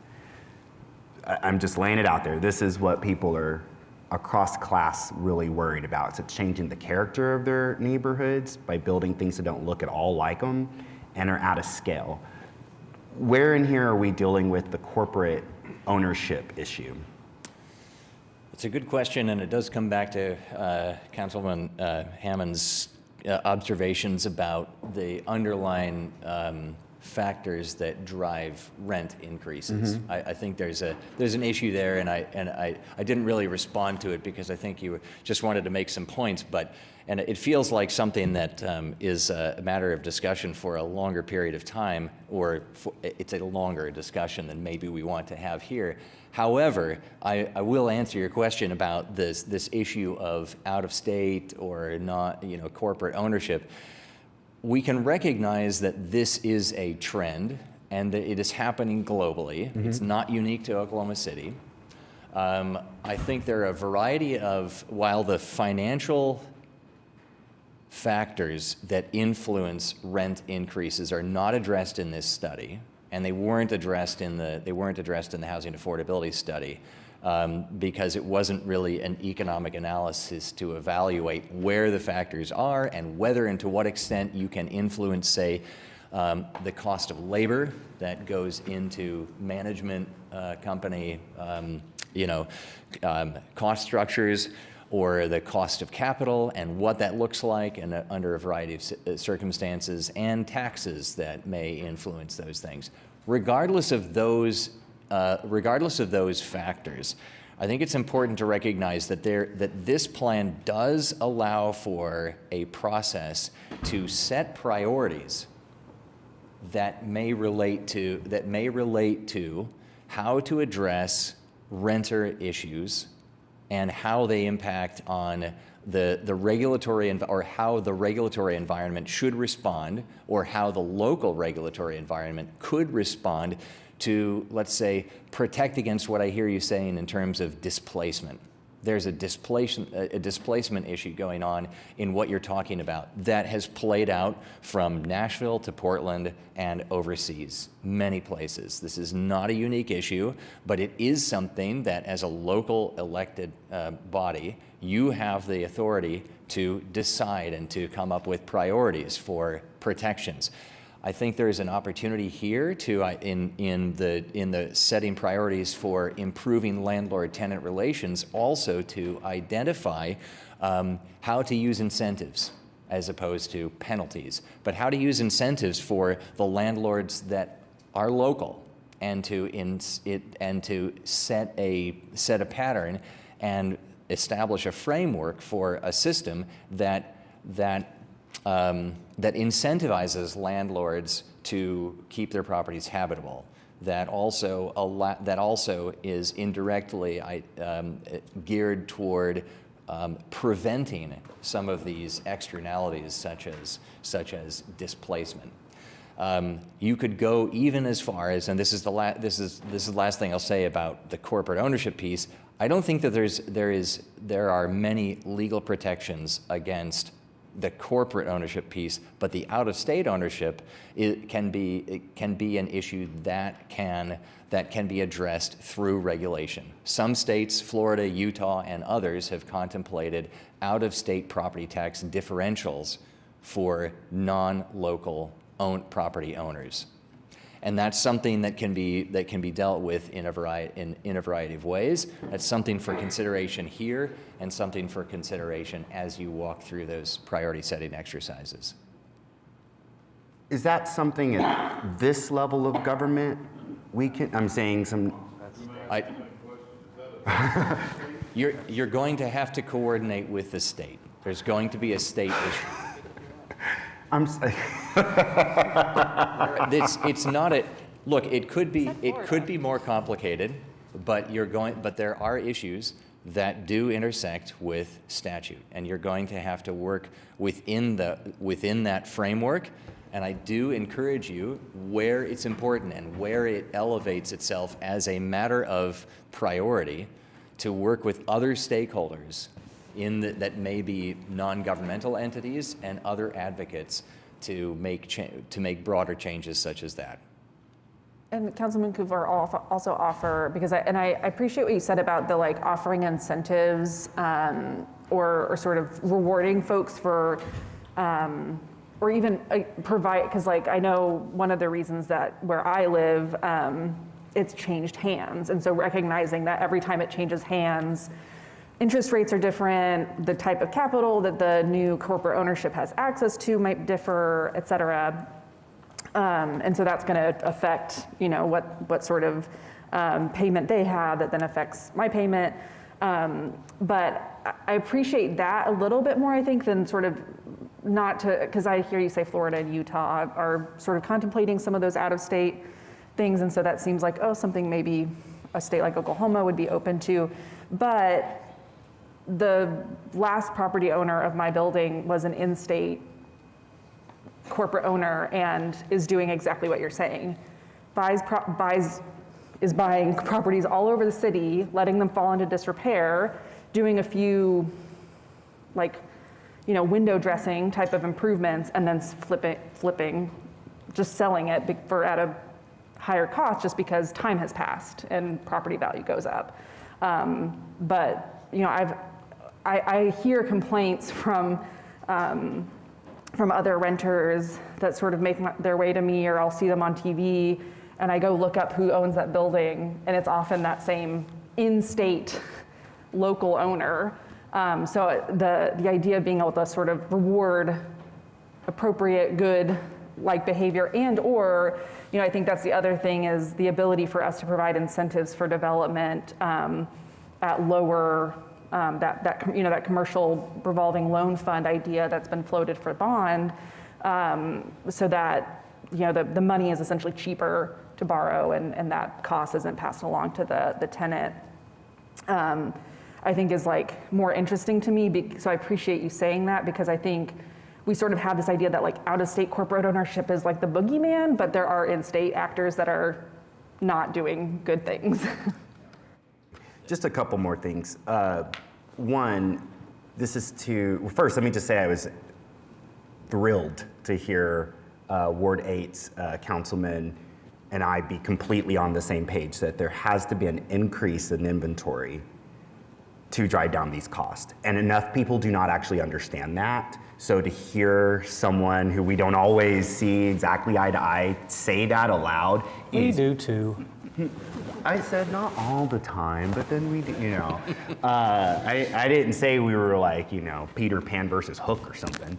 No, I think I'm glad to hear that, because that can be a bit of a misunderstanding, and I think there's going to be a misunderstanding in the public, right, of going, why do we need to build more housing? Is that not just the job of the private sector? So to hear across the aisle, two sides understanding that we got to increase the inventory is actually a huge place of stasis and agreement. So we got to acknowledge that victory.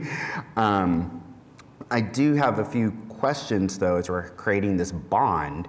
One of them is, I too would love to see more people move into home ownership.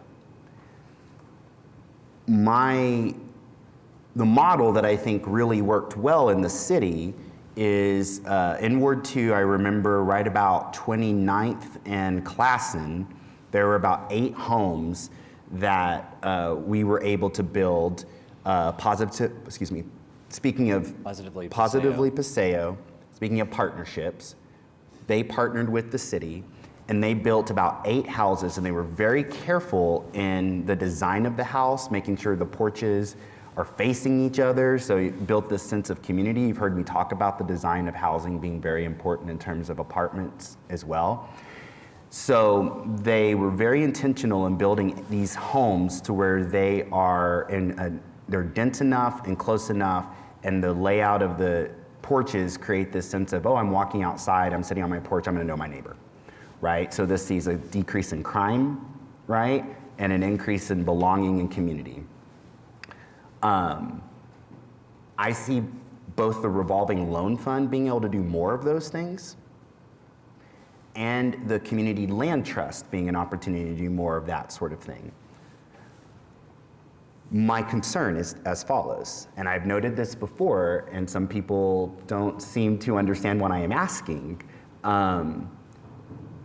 You name it in here that a common challenge cities face, this is on page 57, a common challenge cities face is that residents and potential beneficiaries are often unaware of the resources and tools available to them.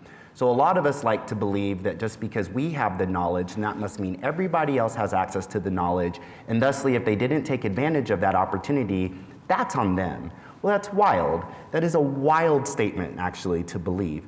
Going back to the example I'm talking about, to be able to purchase one of those homes, and I had friends who lived there, a married couple who are no longer together.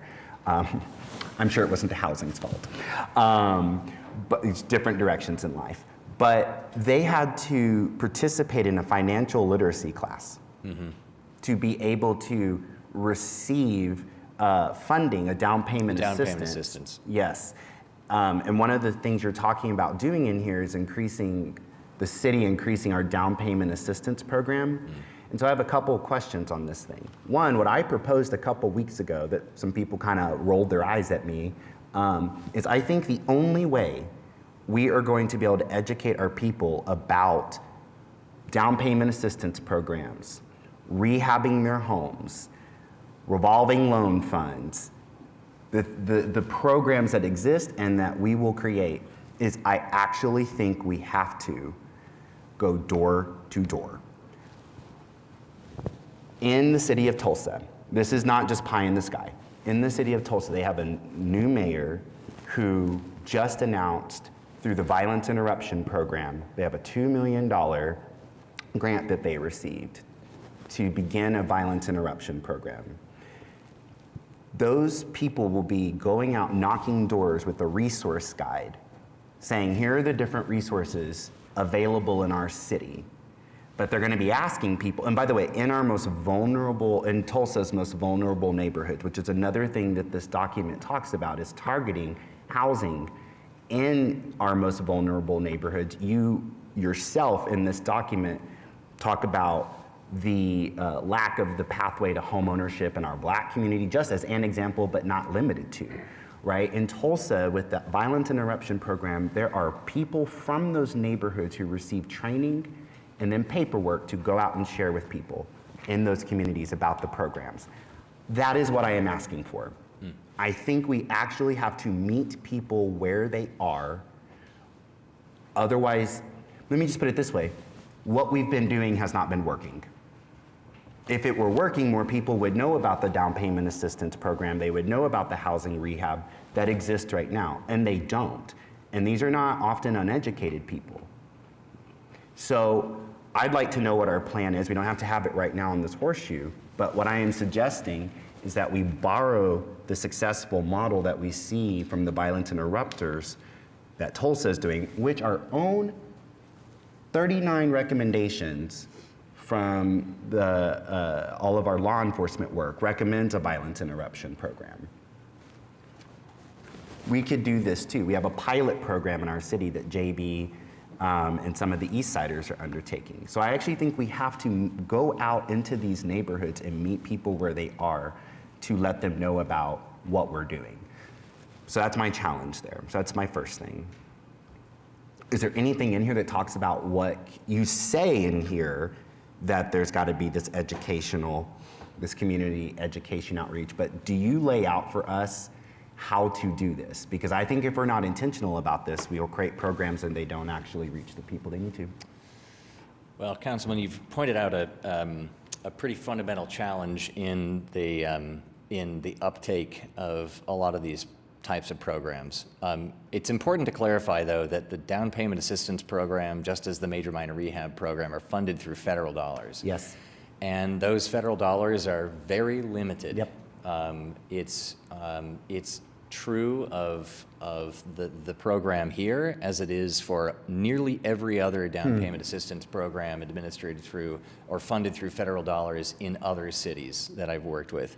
That uptake is very low, and that has to do with two fundamental reasons. One, in spite of the fact that some of those grants and or loans tend to appear very generous, up to $40,000 may be available, the terms and restrictions are always incredibly onerous, and when prospective home buyers look at those, they often turn away.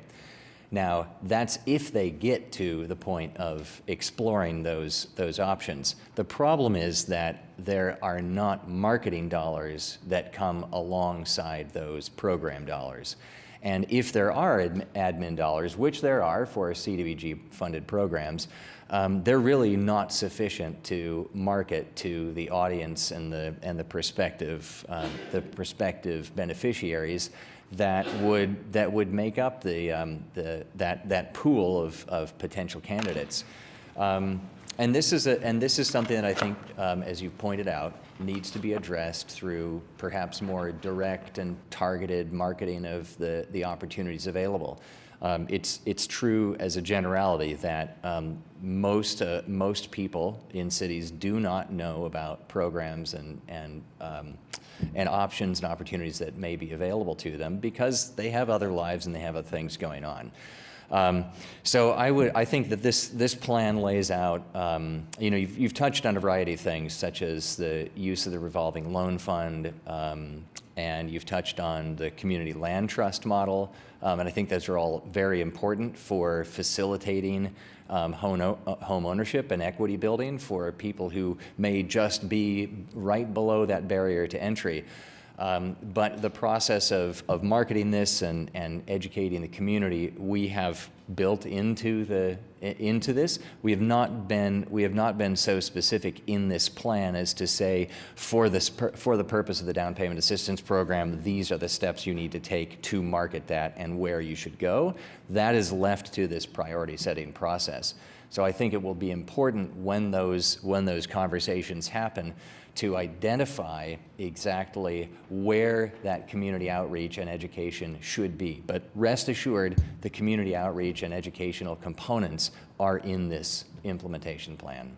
It's really good to know, and I think this is to Councilor Cooper's earlier observation that I think our advisory board that would come into existence, I think that's an opportunity for council members, but I also think that's an opportunity for different community partners to maybe be on there who could be helping us think through with staff who's, already done such a good job with Positively Paseo and the development I just described on Classen, but really thinking about using their knowledge and the community's knowledge to figure out what does outreach need to look like, what is the best bang for our buck. Many political campaigns, mine included, we won because we knocked doors.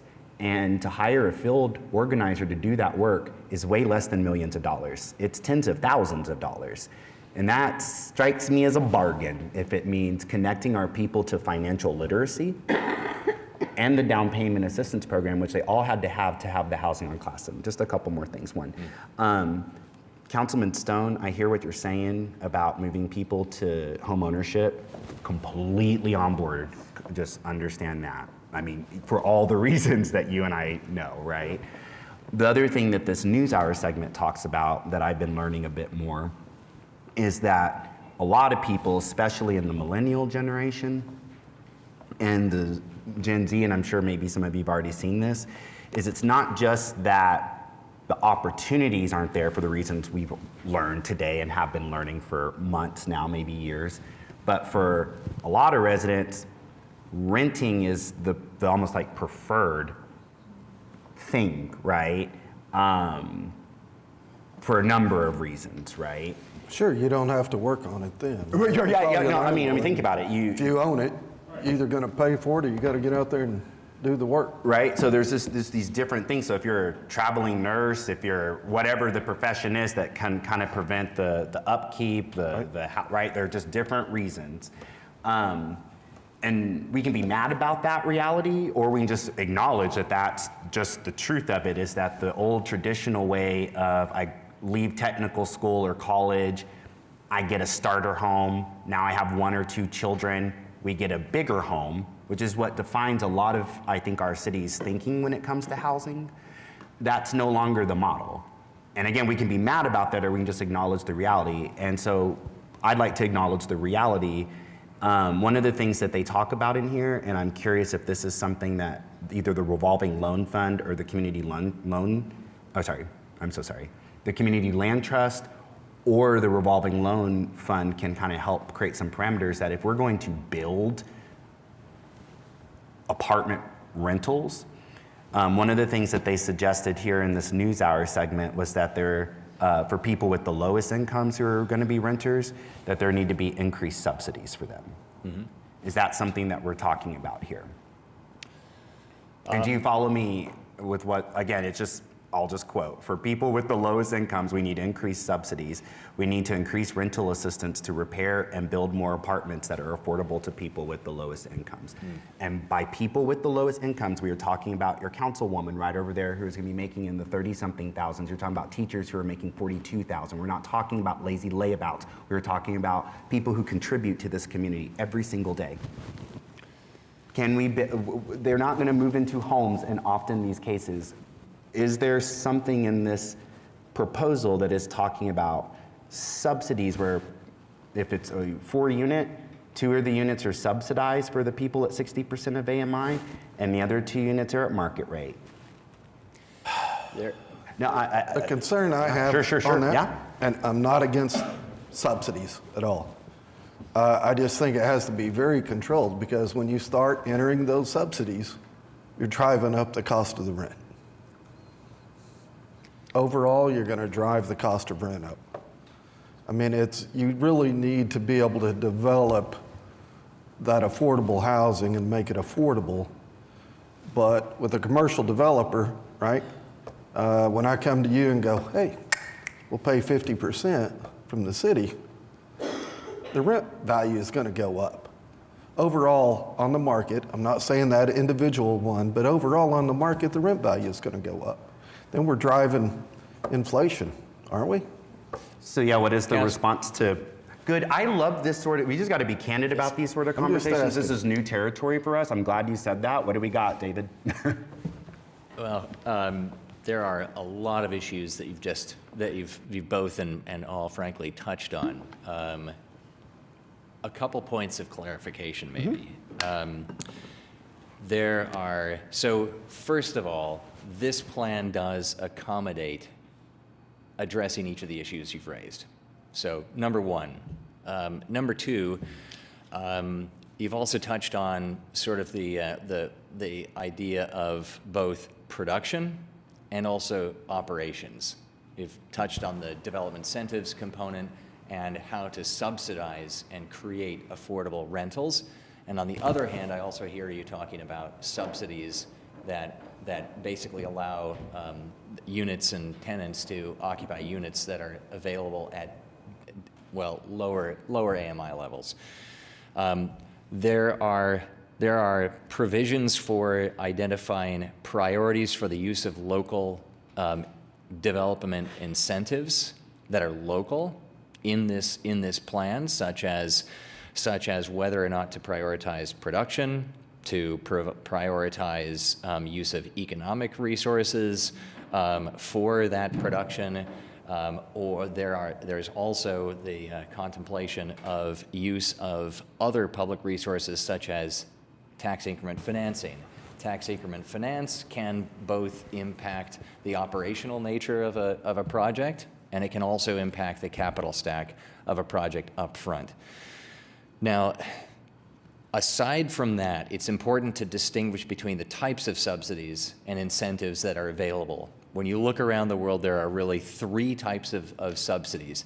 A revolving loan fund and making resources available has the potential to be used in three different categories. The first is a capital subsidy. So that's where if a developer is putting together a project, they need to put together sources of debt and equity to make that project. You've talked about a planned unit development, or you talk about other types of efforts. They all require capital to progress. So some subsidies can be capital. That is by virtue of its name is capital intensive. So when we're talking about a limited use of resources and you're putting dollars as grants into the subsidy of projects, that makes a pool of local resources go very quickly.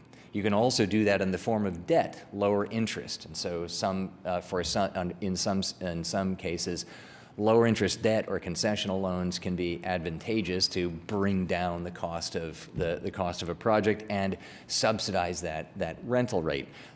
The second bucket of development incentives are revenue incentives or operational incentives. So when we think about housing choice vouchers that are a federal resource, those are more those fall into more of a revenue subsidy. The city is probably not going to use its resources in that way. So I think it's safe to say that that's off the table and not really contemplated as a matter of priority for use of local investment. However, there is the use of tax increment finance, which can impact or tax abatements or tax grant backs, as some communities have explored, that can be used as a form of incentive to maintain lower levels of rent for some portion of units in a project that gets built. That's another way of approaching things. The third way of approaching things, which is something that evolved from focus groups with developers and other stakeholders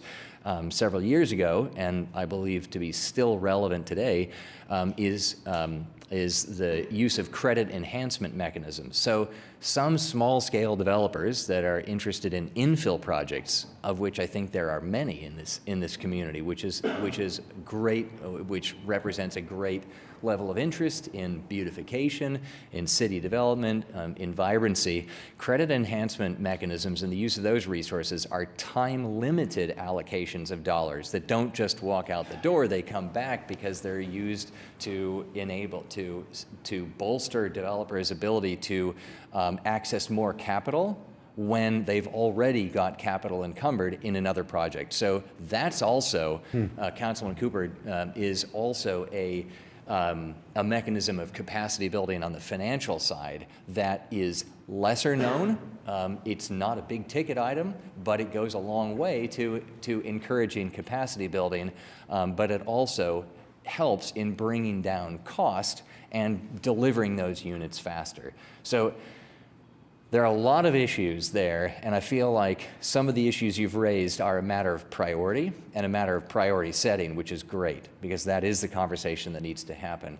And what I'm just trying to explain are some constructs and some frameworks of standard practice that you should take with you as you proceed through these conversations. Now, what I explained just now about those developer incentives and the capital, revenue, and credit enhancement mechanisms are an appendix in that document.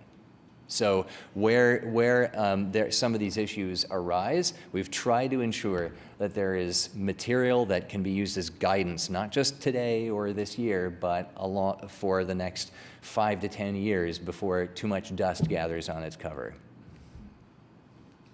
Okay, I'll leave it there for now. Hey, David, that was an outstanding presentation, a lot to digest. I look forward to reading this, but also could I have you send me the presentation and the slideshow today? Just send it to my Ward 8 email address so I can study that, please. Yes. We'll make sure we get that for all the council. Yes, indeed. Great job. Yeah, thanks for the presentation. You have another hour to kill? We can. Feet tired yet? If we can bring coffees in. Yeah. Oh, okay. And here's one of the things, like we get into situations like this with consultants, and we don't want to be totally reliant on a consultant. We want to be able to get to a point where we get the advice, we get the plan, and we can move forward ourselves. But I think having them as a partner and a continued advisor, as we're dealing with some of these very complex issues, and the experience that David has and his team has of knowing what's happening in other communities, what's been successful, what's been less successful, what's worked with the sources of revenue that we have available to us and the tools we have available. I think that continued work and relationship to help us get to the place where we can be ready to move on our own.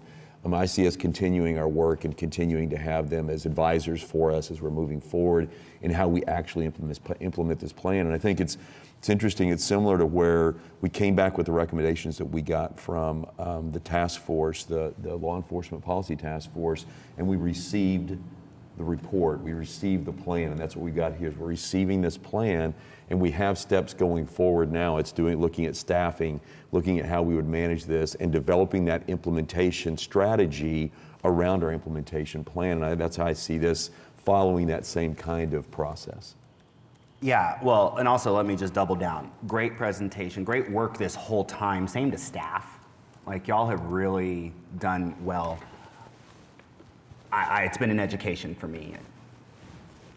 I guess my questions going forward is when I throw that word existential around, I mean it. Like, a lot of my residents are really worried about, in-state, out-of-state folk buying up their properties, changing the character of their neighborhoods. Can they afford to stay living there?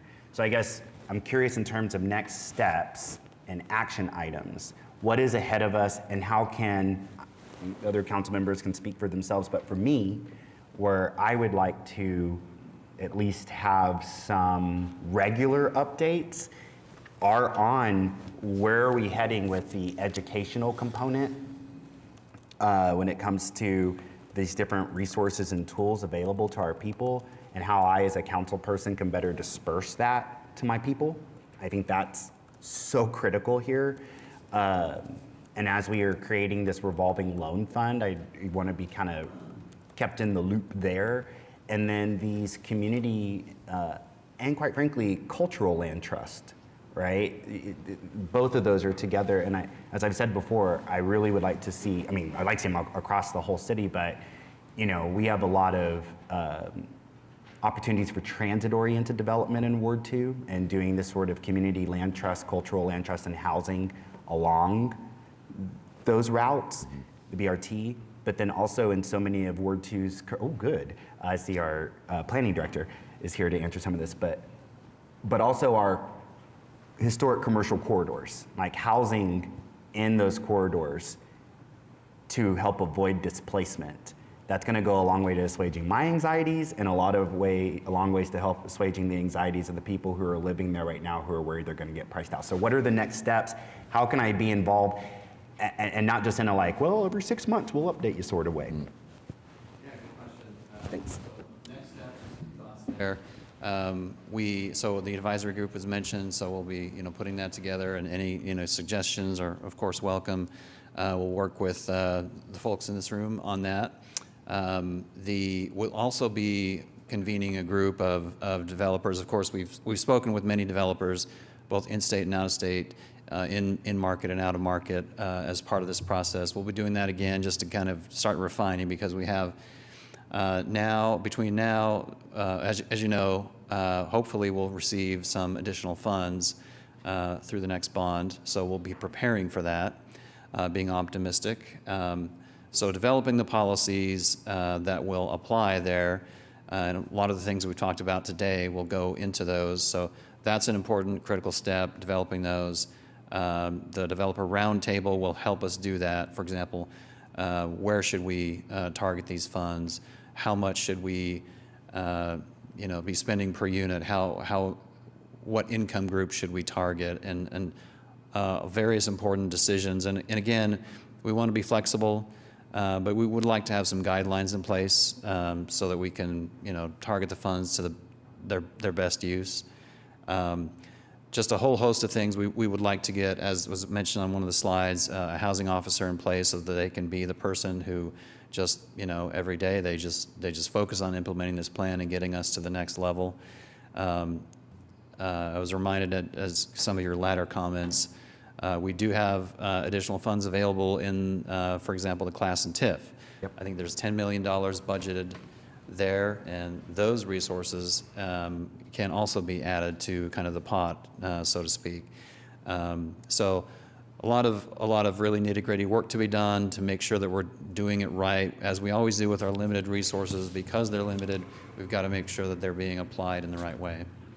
So a lot of exciting things ahead of us immediately. Adopt the plan and get to work. In that I'm sorry, go ahead, David. I would say, Jeff, I was going to also add for Councilman Cooper, there is a communications plan as well as a part of laying the groundwork in the first stage of this. So that includes identifying, creating a web presence for the implementation plan. Ultimately, it would house the targets and metrics for tracking success over time and accomplishments that the city makes, so that that's publicly available. The communications plan, while that's also left vague, that's not really my area of expertise, but to embed a communications plan alongside the advisory group and also a key housing position means that the opportunities for discussion and update here at the dais are frequent and as desired. Well, I would, as appropriate, would like to be very engaged in this conversation, even with the developers. I'd like to sit with what they call our business community, and I'd like to hear from them what some of the parameters are that are preventing them from doing a lot of this infill, and to figure out how, from this dais, we can help to address this issue from the private sector. It would be very useful to hear that. Sure. Okay. Thank you. Thank you. Great work. Okay, we do have two residents who've signed to speak on this item. Landry Willis. Landry's gone. Gary Jones.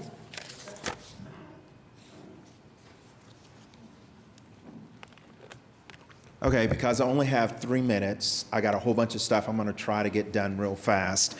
The first thing has very little to do with the affordable housing implementation study, but because people watch this and people that are concerned about housing are going to see this, I'm just going to make a real broad statement. Last night we had an ADU town hall with our members. It was great. We had great information, exchange of ideas. The thing that really put a damper on it, as all of my realtor members went to their cars, on our cars was a flyer that had in big black letters, betrayal. And it was a long list of why do realtors care about this. All they're interested in is money, trying to find another way to make another dollar. And it was appalling. It was very appalling.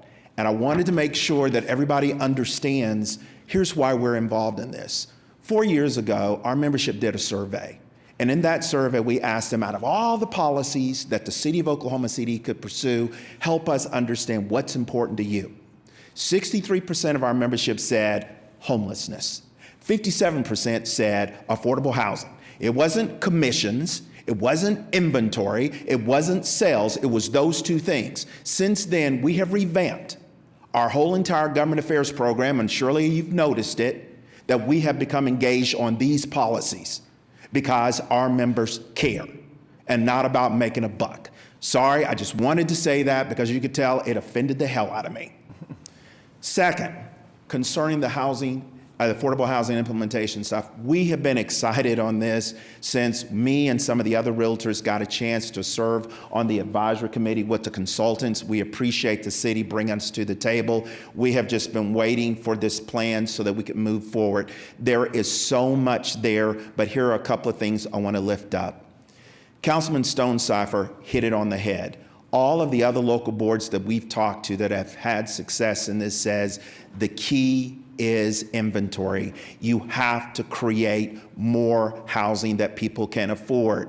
And here's something that people don't quite understand. What's affordability? The market does a great job as far as developing housing that are $200,000 and up. Well, you know what? A third of our Oklahoma Cityans will never be able to qualify for a $200,000 mortgage. What they need is housing that they can afford. So there is a continuum of housing that we have to address. This plan does that. Having that housing person that's going to be leading the charge, we think, is the most critical component of it. But more importantly, there are people like us that are ready to go and do the work. We just need you guys to let us get loose and get out there and make it happen. Thank you very much. Okay. Well, that concludes our residents who signed up to speak. If there's no other comments, we can take a motion on the resolution.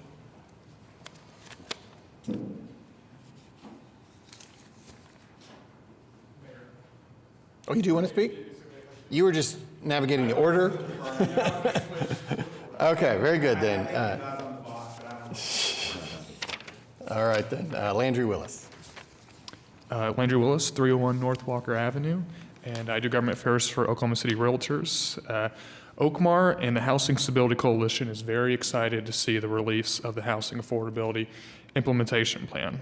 Housing is a fundamental human right. There is nothing more important than having a safe, dignified place to call home. This plan is a significant step forward in ensuring that Oklahoma City continues to strive to meet this essential goal for all of its residents. Currently, Oklahoma City faces a housing shortage of over 44,000 units laid out in the study. One of the top attributes of our city has always been its low cost of living, particularly in housing. However, we have seen this affordability erode over time, and this is now the perfect moment to act before it slips further from reach, as we've seen from our other local boards. The numbers tell a compelling story. There are 77,000 cost-burdened households in Oklahoma City, meaning that these families spend more than 30% of their income on housing. According to the original housing affordability study, the economic impact of this is very severe. An estimated $113 million annually is not recirculated in our economy because of this. This could generate an additional $4.7 million in additional sales tax revenue and $2.5 million in general revenue funds each year for the city. We are eager to work with the city manager, the mayor, and the city council to ensure that a significant portion of the GOLT is allocated towards addressing housing affordability. By investing in feasible and effective solutions, we can tackle this challenge head on and avoid becoming an unaffordable city like our counterparts in Austin or Nashville. Let's work together to keep Oklahoma City a place where everyone can afford to live, thrive, and call home. And additional stats that I got this morning from the presentation, the average home cost in Oklahoma City is $294,000, or the medium house cost. And then also from our national association, the first-time home buyer's average age is 38 years old. This is an alarming trend, and money set aside in the GOLT can really help address this alarming trend. And we hope to work with you all to address this in the GOLT. Thank you guys so much. Okay, thank you. We now have a motion and a second to adopt the resolution. Cast your votes.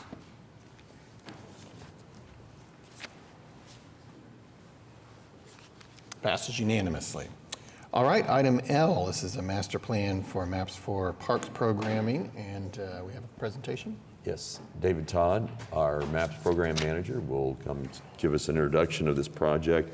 We've had this before us previously. We're just going to run through it again real quickly, just give a quick presentation and overview. We've had separate conversations with council members since that time, so I'll let David give us a quick introduction. Right, David Todd, MAPS program manager. As Mr. Freeman said, brought this to you before, and then we've received some comments about it, and those comments we believe have been addressed, and we're bringing it back to you. And Darren Scott from Kimley Horn is here to go through a presentation to just highlight what's in the master plan.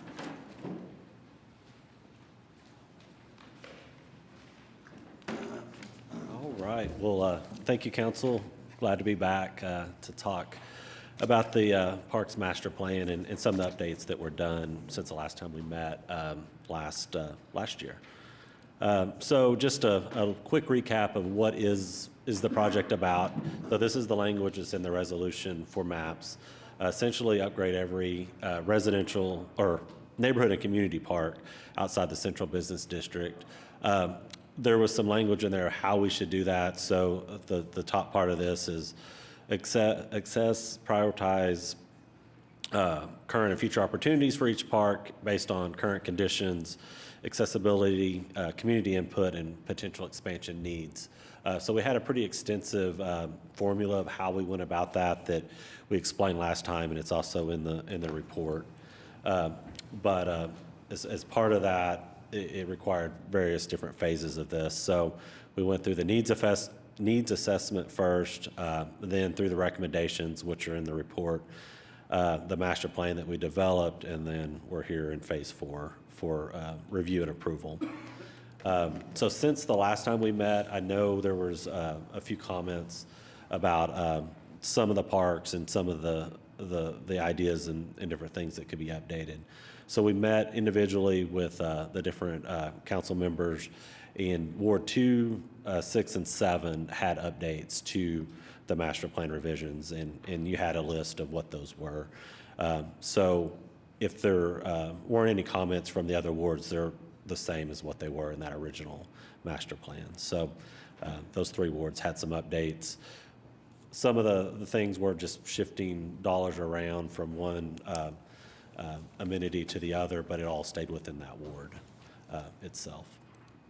So a little bit of the highlights, and this was in the last round, and it was updated based on some of those additional updates. But of the 105 parks, 56 received playground updates.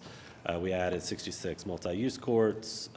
All of the splash pads were updated and will be replaced. A lot of park signage, shelters, and then one of the big comments across several of the wards was lighting. So 188 of the solar lights, which was mentioned even on that trail project earlier. So a lot more lighting going into these neighborhood and community parks as well. So an overview of the budget. So 66 million is the total budget. Of that, about 51 million is what we call kind of the general pot of money that can go across all 105 parks. There were some park-specific funds in there as well that are listed there. And then in addition to that, there was some bond money that was thrown in because we were already in those parks. So let's add that bond money to go a little further with those improvements. So in total, you add all that together, it's about 66 million. With that, we broke it out into phases. So on this slide here, you'll see the order of things, essentially 5 phases, 2 bid packages per phase. So about a bid package every 6 months is the frequency. So starting in 2025 will be the design. A lot of that construction, some of that construction will fall into 26, and then it'll go down all the way through 29 and into 30 to get constructed. So when you look at these numbers, they're about 5 million per bid package. Phase 1B is larger, but that's because the bond money's in that package, so that had to be spent early. So that's why that one's a little larger. But in general, trying to give a decent sized package for the contractors to bid on, but not so large that it, it precludes some of the ones able to bid on those. So with that, that's a very quick overview compared to last time, but entertain any questions that you may have. I just want to say thank you for taking the time to sort of pause and consider some of those changes. Looking through the list that you all sent via email, sort of here are the changes, sort of just bulleted out. Particularly, I know Winans Park over on Broadway. One of the complaints I get all the time about people feeling unsafe in that park is that there's a lot of crashes into like the, as people are going north on Broadway. And so seeing that there's like some notes about adding some reflective elements. And those are sort of things that I know like the neighborhood has tried to maybe like sort of guerrilla install, but it's very hard for them to keep up with. And so I appreciate that opportunity to sort of add some of those maybe more very site-specific kind of requests that have funneled through to, I think, to council office and even some of the things like with Garvin Park, adding the flexibility of some of the courts to have multiple types of play on them, just knowing that lots of different folks are going to go out and use those, so not having something that's kind of static in their neighborhood parks, I think is going to be a really big improvement. So just appreciate all your time to kind of rework those and kind of make those little tweaks around the edges, because I know that's a lot of work then to sort of rework budgets and sort of see how it affects all the other cells on the spreadsheet. So really appreciate it. Thank you. Thank you. All right. So we could entertain a motion to adopt this master plan. Got a motion and a second. Cast your votes.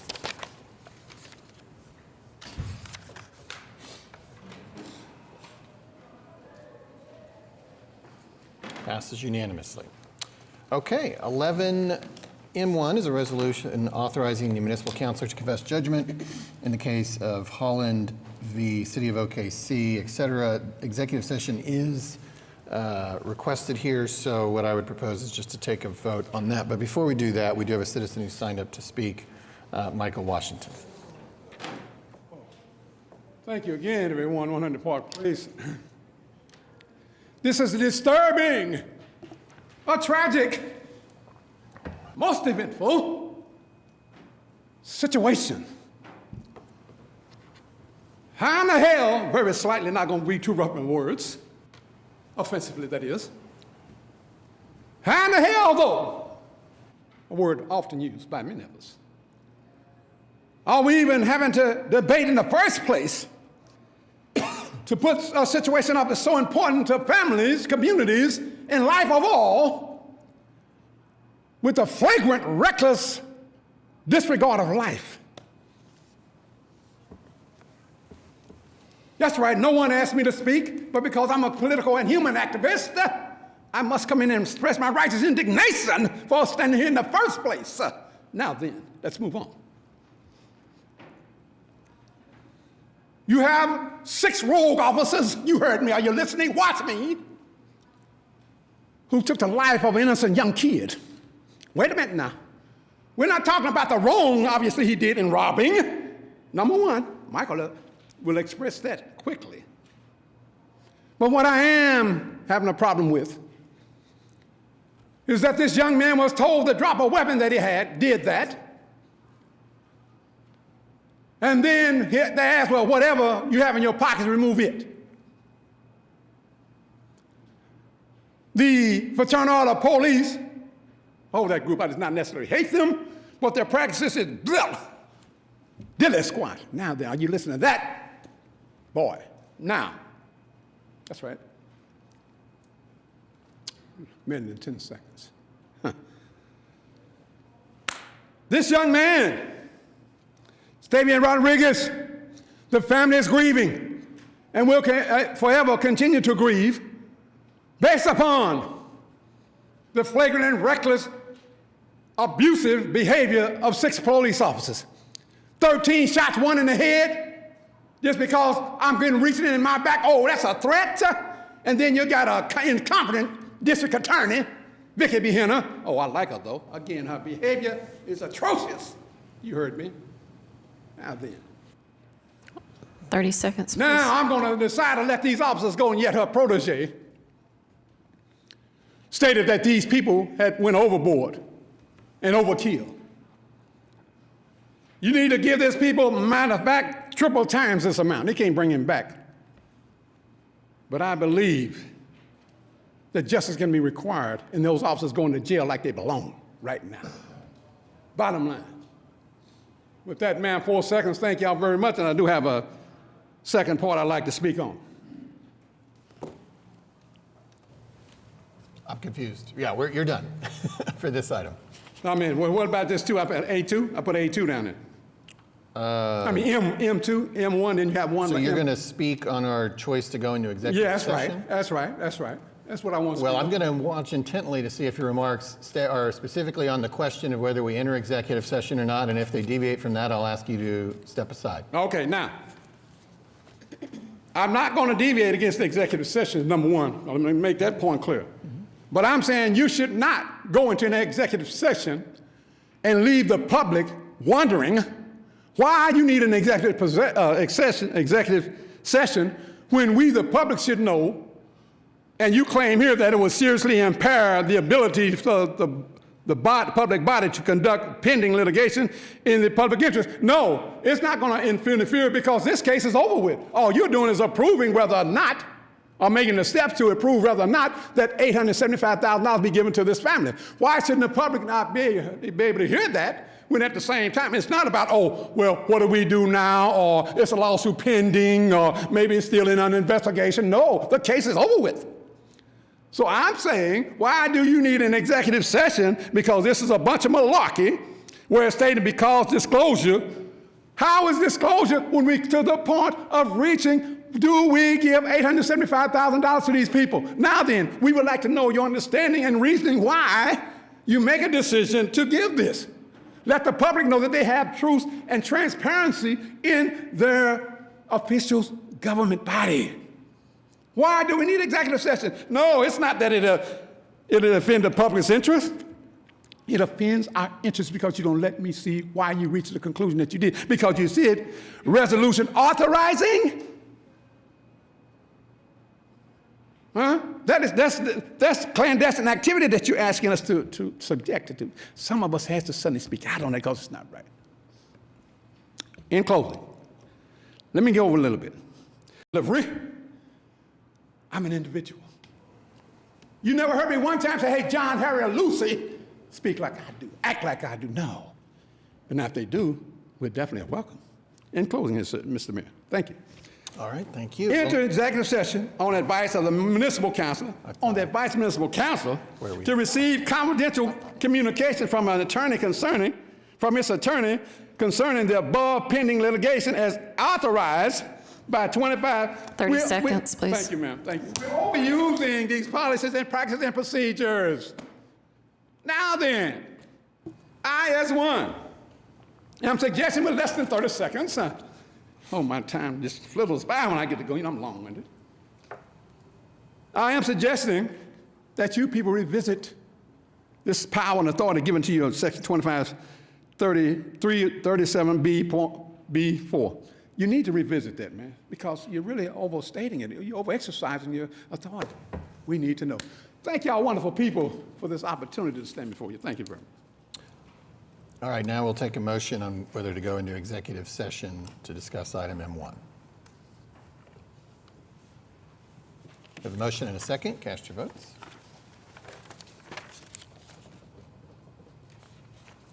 Passes unanimously. We'll handle that at the end of our other business as well as the potential for addressing M1. Item N is an executive session to receive confidential communications concerning the case of Clerkley v. City of OKC. Michael Washington has signed up to speak. Yes, again, piggybacking, thank y'all very much, not long. We need a government of transparency. We don't need a government, this is wasteful, useless taxpayer dollars excluding us from the process of conclusion here. Why do we need an executive session Watch this one. On the advice of municipal council to receive confidential communication from its attorney. Confidential communication? Where is the confidential? What do you mean? The case is over with. Explain, help me visualize and understanding here, because I find it hard to accept based upon the advice of your municipal council to receive confidential communications from its attorney. Confidential what? I have a right to know what y'all talking about. What's so confidential about a case that's over with? We know that it's a case against Lorenzo Clerkley versus City of Oklahoma City, ETAL, filed in the United States District Court for the Washington District of Oklahoma. So where is why are we reaching the conclusion of giving this money out? Why are we reaching the conclusion of denying or whatever? Can't you tell us all this? In other words, we just got to accept what you do? Oh, no. That's a communist government. Very simple. Yet you may be given all the right, the entitlement of government, municipalities, regulations. We deserve more, we deserve better, and we should be given better, and I'm demanding better.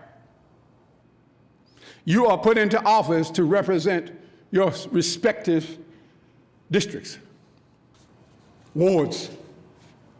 The people, again, don't know what to say like I say because a lot of them are not educated to say it like I'm saying it.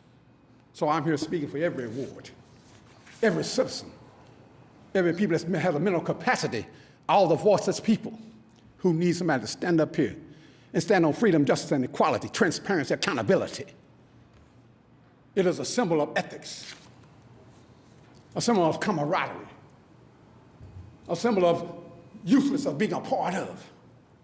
Come on, man. Tell everybody today why you accepted that these no good people shot them. I'm not saying no good is human beings. Like I say, I can't do that because of my religious background. But 30 seconds, please. I'm saying no good because of what they did to that young man. This family's going to be grieving. They're terrified. They shouldn't have to go. And in this case as well, ladies and gents of this round circle, excuse me, Mr. Horseshoe, let's revisit this executive session. Let's not give the municipal council more power than that agency deserves, because we deserve no more.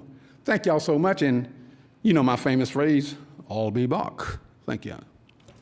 Okay, we can take a motion now to enter into executive session to discuss item N. We have a motion and a second. Cast your votes.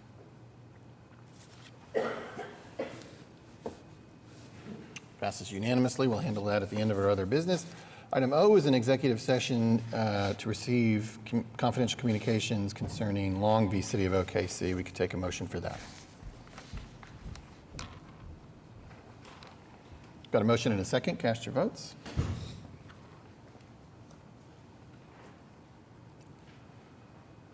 Passes unanimously. We'll handle that at the end of our other business. Item P is an executive session to receive confidential communications regarding the case of City of OKC v. Links at Mustang Creek. We could take a motion on that. Got a motion and a second. Cast your votes. Passes unanimously. We'll handle that at the end of our other business. Item Q1 is a claim recommended for approval. Executive session is not requested.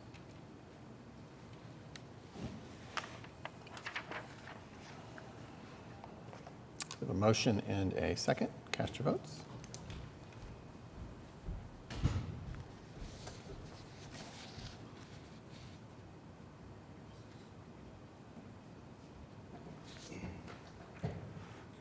Passes unanimously. Item 12, comments from council. Ward 1. Not today, sir. Ward Thank 2. Yes, I just wanted to extend an invitation for this Monday's MLK parade. If you go to OKC, MLKalliance.org, you'll see a schedule of events. So there are many events taking place that day. I would like to encourage folk to join me for the portion I'm going to be hanging out in, which is the parade, and that'll be at 2 o'clock. The kickoff will be at Northwest 5th and Walker downtown. If you haven't been, you're in for a treat, because this is the city, as you all recall, that Martin Luther King Jr. came here thinking that this might be where his new preaching home was going to be. And so this was someone who actually had quite the intimate conversations with some of the pastors who have gone on to create legacies for themselves here. So this parade always feels like a bit of a homecoming in my mind when I think of Martin Luther King Jr. So that's 2 p.m. Next Monday. And if you haven't, I believe by January 15th, if you go to vision.okc.gov/GeoBond25, you just have a couple days left to add your voice to our bond conversation. I'm seeing some nodding heads and approval there. So those would be the two websites I would send you to, vision.okc.gov, GeoBond 2025, to add your voice about what your neighborhood infrastructure needs are, and OKCMLKalliance.org. Hope to see you at the parade on Monday. Thanks. Thank you. Ward 3, Ward 4, Ward 5, Ward 6, Ward 7. A couple of things, Mayor and Council and all of those who are sharing today. In addition to what Councilman Cooper has already said about the MLK Parade, there are several things happening in our community. Certainly the religious service, which is the oldest in the United States, where we celebrated St. John Baptist Church on Sunday, just before the holiday on Monday. But on that Sunday, everyone is invited to come, share, participate in that religious service that will happen at St. John at 3 o'clock on Sunday. And then there are a number of other MLK events that are happening as well. So feel free to participate and take advantage of all of those. And then a bit of sad news for those who may not know, Rex, the oldest elephant at the Oklahoma City Zoo, had to be euthanized, and so that's a bit of sad news, but just FYI for us. How old is Rex? Is it 57? Rex would be one of the older members of this council. Wait a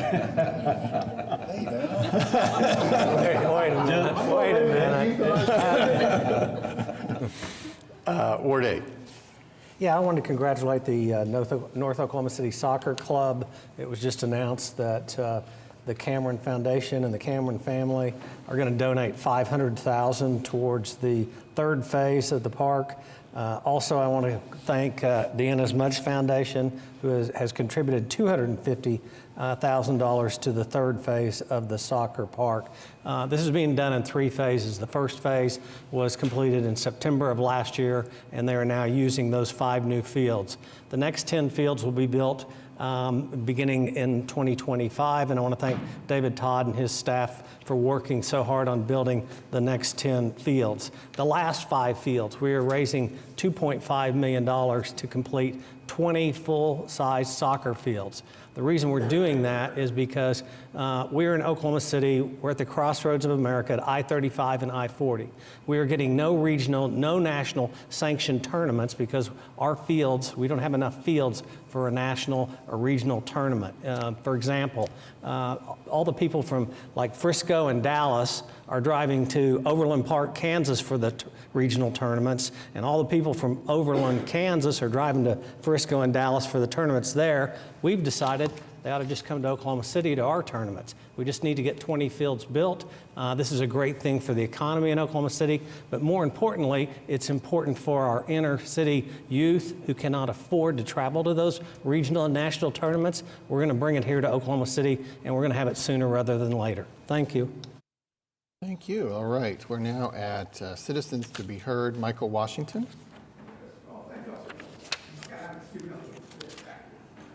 I better not tell everybody they think I'm weak. Ladies and gentlemen of this wonderful horseshoe gathering today, permit me, if I can, say that this is a wonderful day in a lot of events. Tragedy. This is the 14th day of January, 2025. Brandy Gardner, current CEO of the Oklahoma County Detention Center, has decided to resign, step down, or whatever name you want to give it, Let me say without reservations, though, I think the job was a bit much for her. And now the next CEO is going to have a mountain full of problems, decisions, and other areas of thought to deal with. But let me say it once again.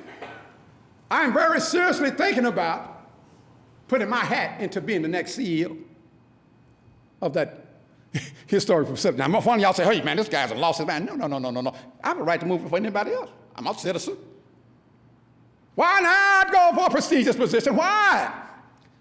Because I believe in transparency, accountability, and guess what?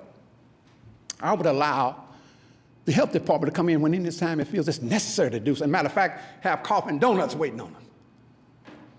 That's how serious I am about life in the pursuit of happiness. No matter where you are, what you may have done, you're there for a confinement, but not to be punished after you're there. And now, of course, unless your behavior warrants it. Not making it automatic, though. I believe that I bring a comprehensive plan that many would benefit from. The workers, the citizens, the state, federal, municipal governments, and all. Because with Michael as head, we're going to be able to sit down at the table.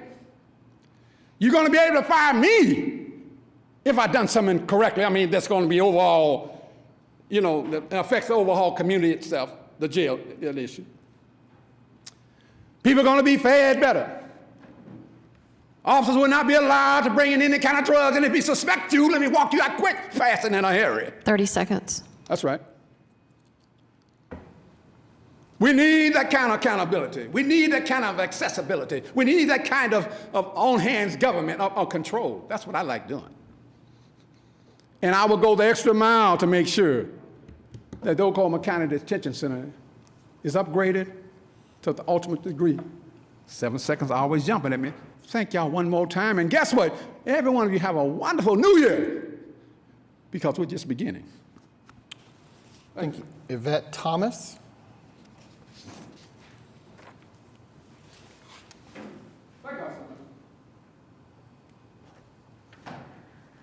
Good morning. I'm here to request a meeting with the city manager and or mayor, and this is due to a hit and run which I was a victim of on November the 12th, 2024. I have made numerous attempts to contact your office through calls and emails with no response. And I want the meeting because the report was falsified. It wasn't corrected as I was told it was going to be. And I have faced a lot of opposition from the Oklahoma City Police Department. I've already went through the chain of command. So it has brought me to this point. So I just want to clarify, you stated you have not received a response. Did not Assistant City Manager Jason Fairbrush meet with you just last week? He spoke with me before the December holidays. He was very dismissive. He told me, he kept telling me he had a 3:30 meeting. I asked him if he would look at the report on 2 occasions in that conversation. He said he would, that he would get back with me. He never did. Okay, well, he stated to us that he plans to meet with you, so Yes. I think that follow-up is So coming. I have He may called be in your the lobby office, for all we know. and I have emailed you, and I haven't received a response. Assistant City Manager Jason Fairbrush has the police department under his authority, and he will meet you in the hall and visit with you. Yeah, so Okay. you'll be right out there? Thank you. All righty. All right, Amy Goodman.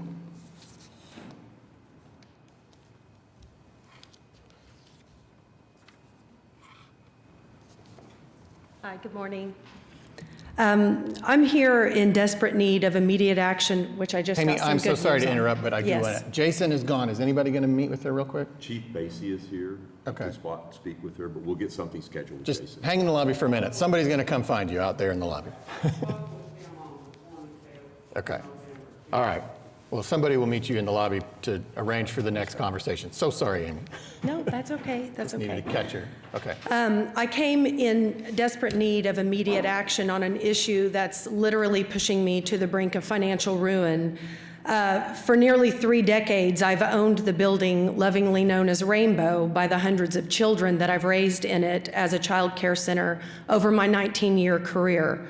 Rainbow's a magical place for families, even mine, after I ended up having to move into it in 2017. The surrounding neighborhood is rapidly deteriorating due to a persistent homeless encampment directly behind Rainbow, located primarily in the abandoned warehouse at 19th and Northwest 19th and MacArthur. This structure is a magnet for crime, vandalism, and despair. Its deplorable condition is a blatant disregard for city codes and poses a significant threat to public health and safety. As a direct result, my property has been repeatedly vandalized, broken into, and unfathomably damaged, beginning with 2 robberies in under 24 hours in 2019. The situation has become unbearable, forcing me to relocate my children to a safer neighborhood. Before the relocation was complete, the theft and destruction overwhelmed me and has left me penniless and exhausted. I've lost everything except for a few loads of necessities that I was able to move out before this began on my property in August of 2023. Despite numerous police reports, I'm trapped in an expensive cycle of cleanup and repair. I'm now stuck paying for a mortgage on this property and also rent in an apartment across town. I have no hopes to sell or rent Rainbow with the massive damage that it's suffered. I'm also paying fines unfairly to the city of Oklahoma City for damage to my property that is completely out of my control. $600 at Christmas. I'm a single mom. I urge you to work together to fix this problem, which I have great news that the building is going to be destroyed, which is more than I could have ever asked for today. We deserve a thriving community, one that supports its most vulnerable members. In addition to the unhoused individuals, my teenage daughter is also vulnerable. She is my priority. I fostered and then adopted her when she was 5 years old and a student in my classroom. She is vulnerable, and my life was already in crisis before this because of the severe attachment disorder that she suffers from after being traumatized in her critical developing years. Getting her out of this neighborhood was imperative if I have any hope to raise her to be a law-abiding citizen in our society. 30 seconds, please. Other families are also suffering with their children as a direct result of the effects of living in this heartbreaking environment. I'm a single mother, stretched impossibly thin between caring for my 2 children, one with profound emotional needs, while juggling a job, managing a household, and desperately seeking a sense of stability and normalcy in my own life. This disaster is quite literally breaking me. Never did I imagine that I would have to sacrifice my only asset that I've owned since I was 23 years old for the sake of a safer neighborhood for my kids. Please take immediate action and bring some urgently needed relief to me and to many others in my community. Thank you. Thank you. Is there staff who can? Yes. And then So Jamie, I think Jamie Cave spoke with you out there about what we can do with the Key to Home program and trying to get out there and get homeless outreach out there and make sure we're addressing that. So we'll definitely work through that. Yes, I do know the individuals that are left in this facility are ones that are not responding to the Key to Home program that is currently active. They're not mentally well. They are not reasonable. They are not rational. I speak to them on a daily basis. I hope that there are some answers. I know it's a challenging situation. I realize that. And I am not insensitive to their needs. But I have got to prioritize my own family, my own needs. Right. Okay. Greg, is there going to be somebody calling her with information as to what we're going to be Jamie doing? spoke with her earlier, but could speak with her again about what Do we you can have do. Jamie's phone number? I do. I do. I was also speaking with Chad Davidson, and he did give me the plan of action that has been done already. So it does look like there is an answer coming. I just hope it comes quickly. Chad's right behind you. Okay, yes, Well, thank you. and I'll just add, thank you for the phone conversation yesterday. I'm glad you were able to come up here. Thanks, Chad. I don't know if there's anything you need, maybe we can talk offline or talk right now, but I just want this horseshoe to know that I kind of moved immediately to connect you with the two entities that I thought would be useful here. Yeah, just quickly, spoke with her in the hall. We already have this property declared dilapidated. It's just getting it to the contractor and getting him to move on, getting permits and raising the building. Chad, will you keep us updated on that? Absolutely. All right, thank you. Thank you so much for hearing me. Thank you. All right, we're going to go into executive session, handle those several items, 4 items that we voted to go into executive session, come back, possibly address M1. When we return, Councilman Stonecipher will be presiding.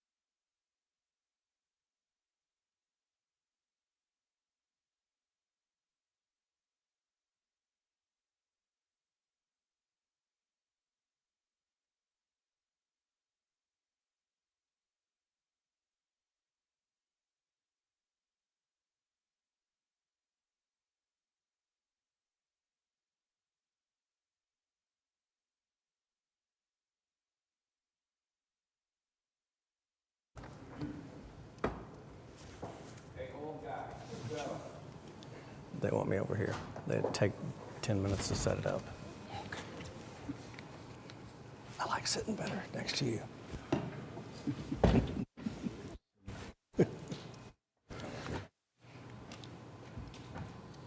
Do we have everyone that's coming?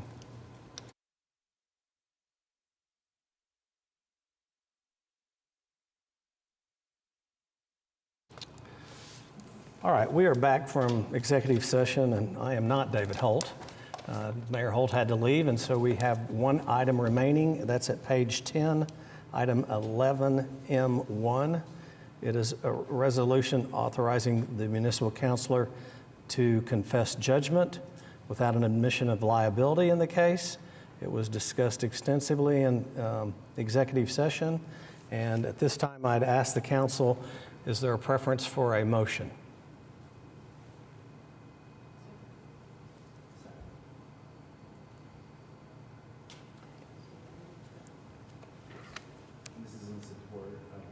This would be a motion to approve the resolution, James. Okay, we have a motion and we have a second. At this time, I'd ask everyone to cast their votes. Maybe.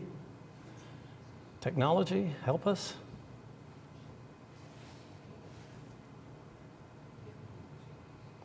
There's the second.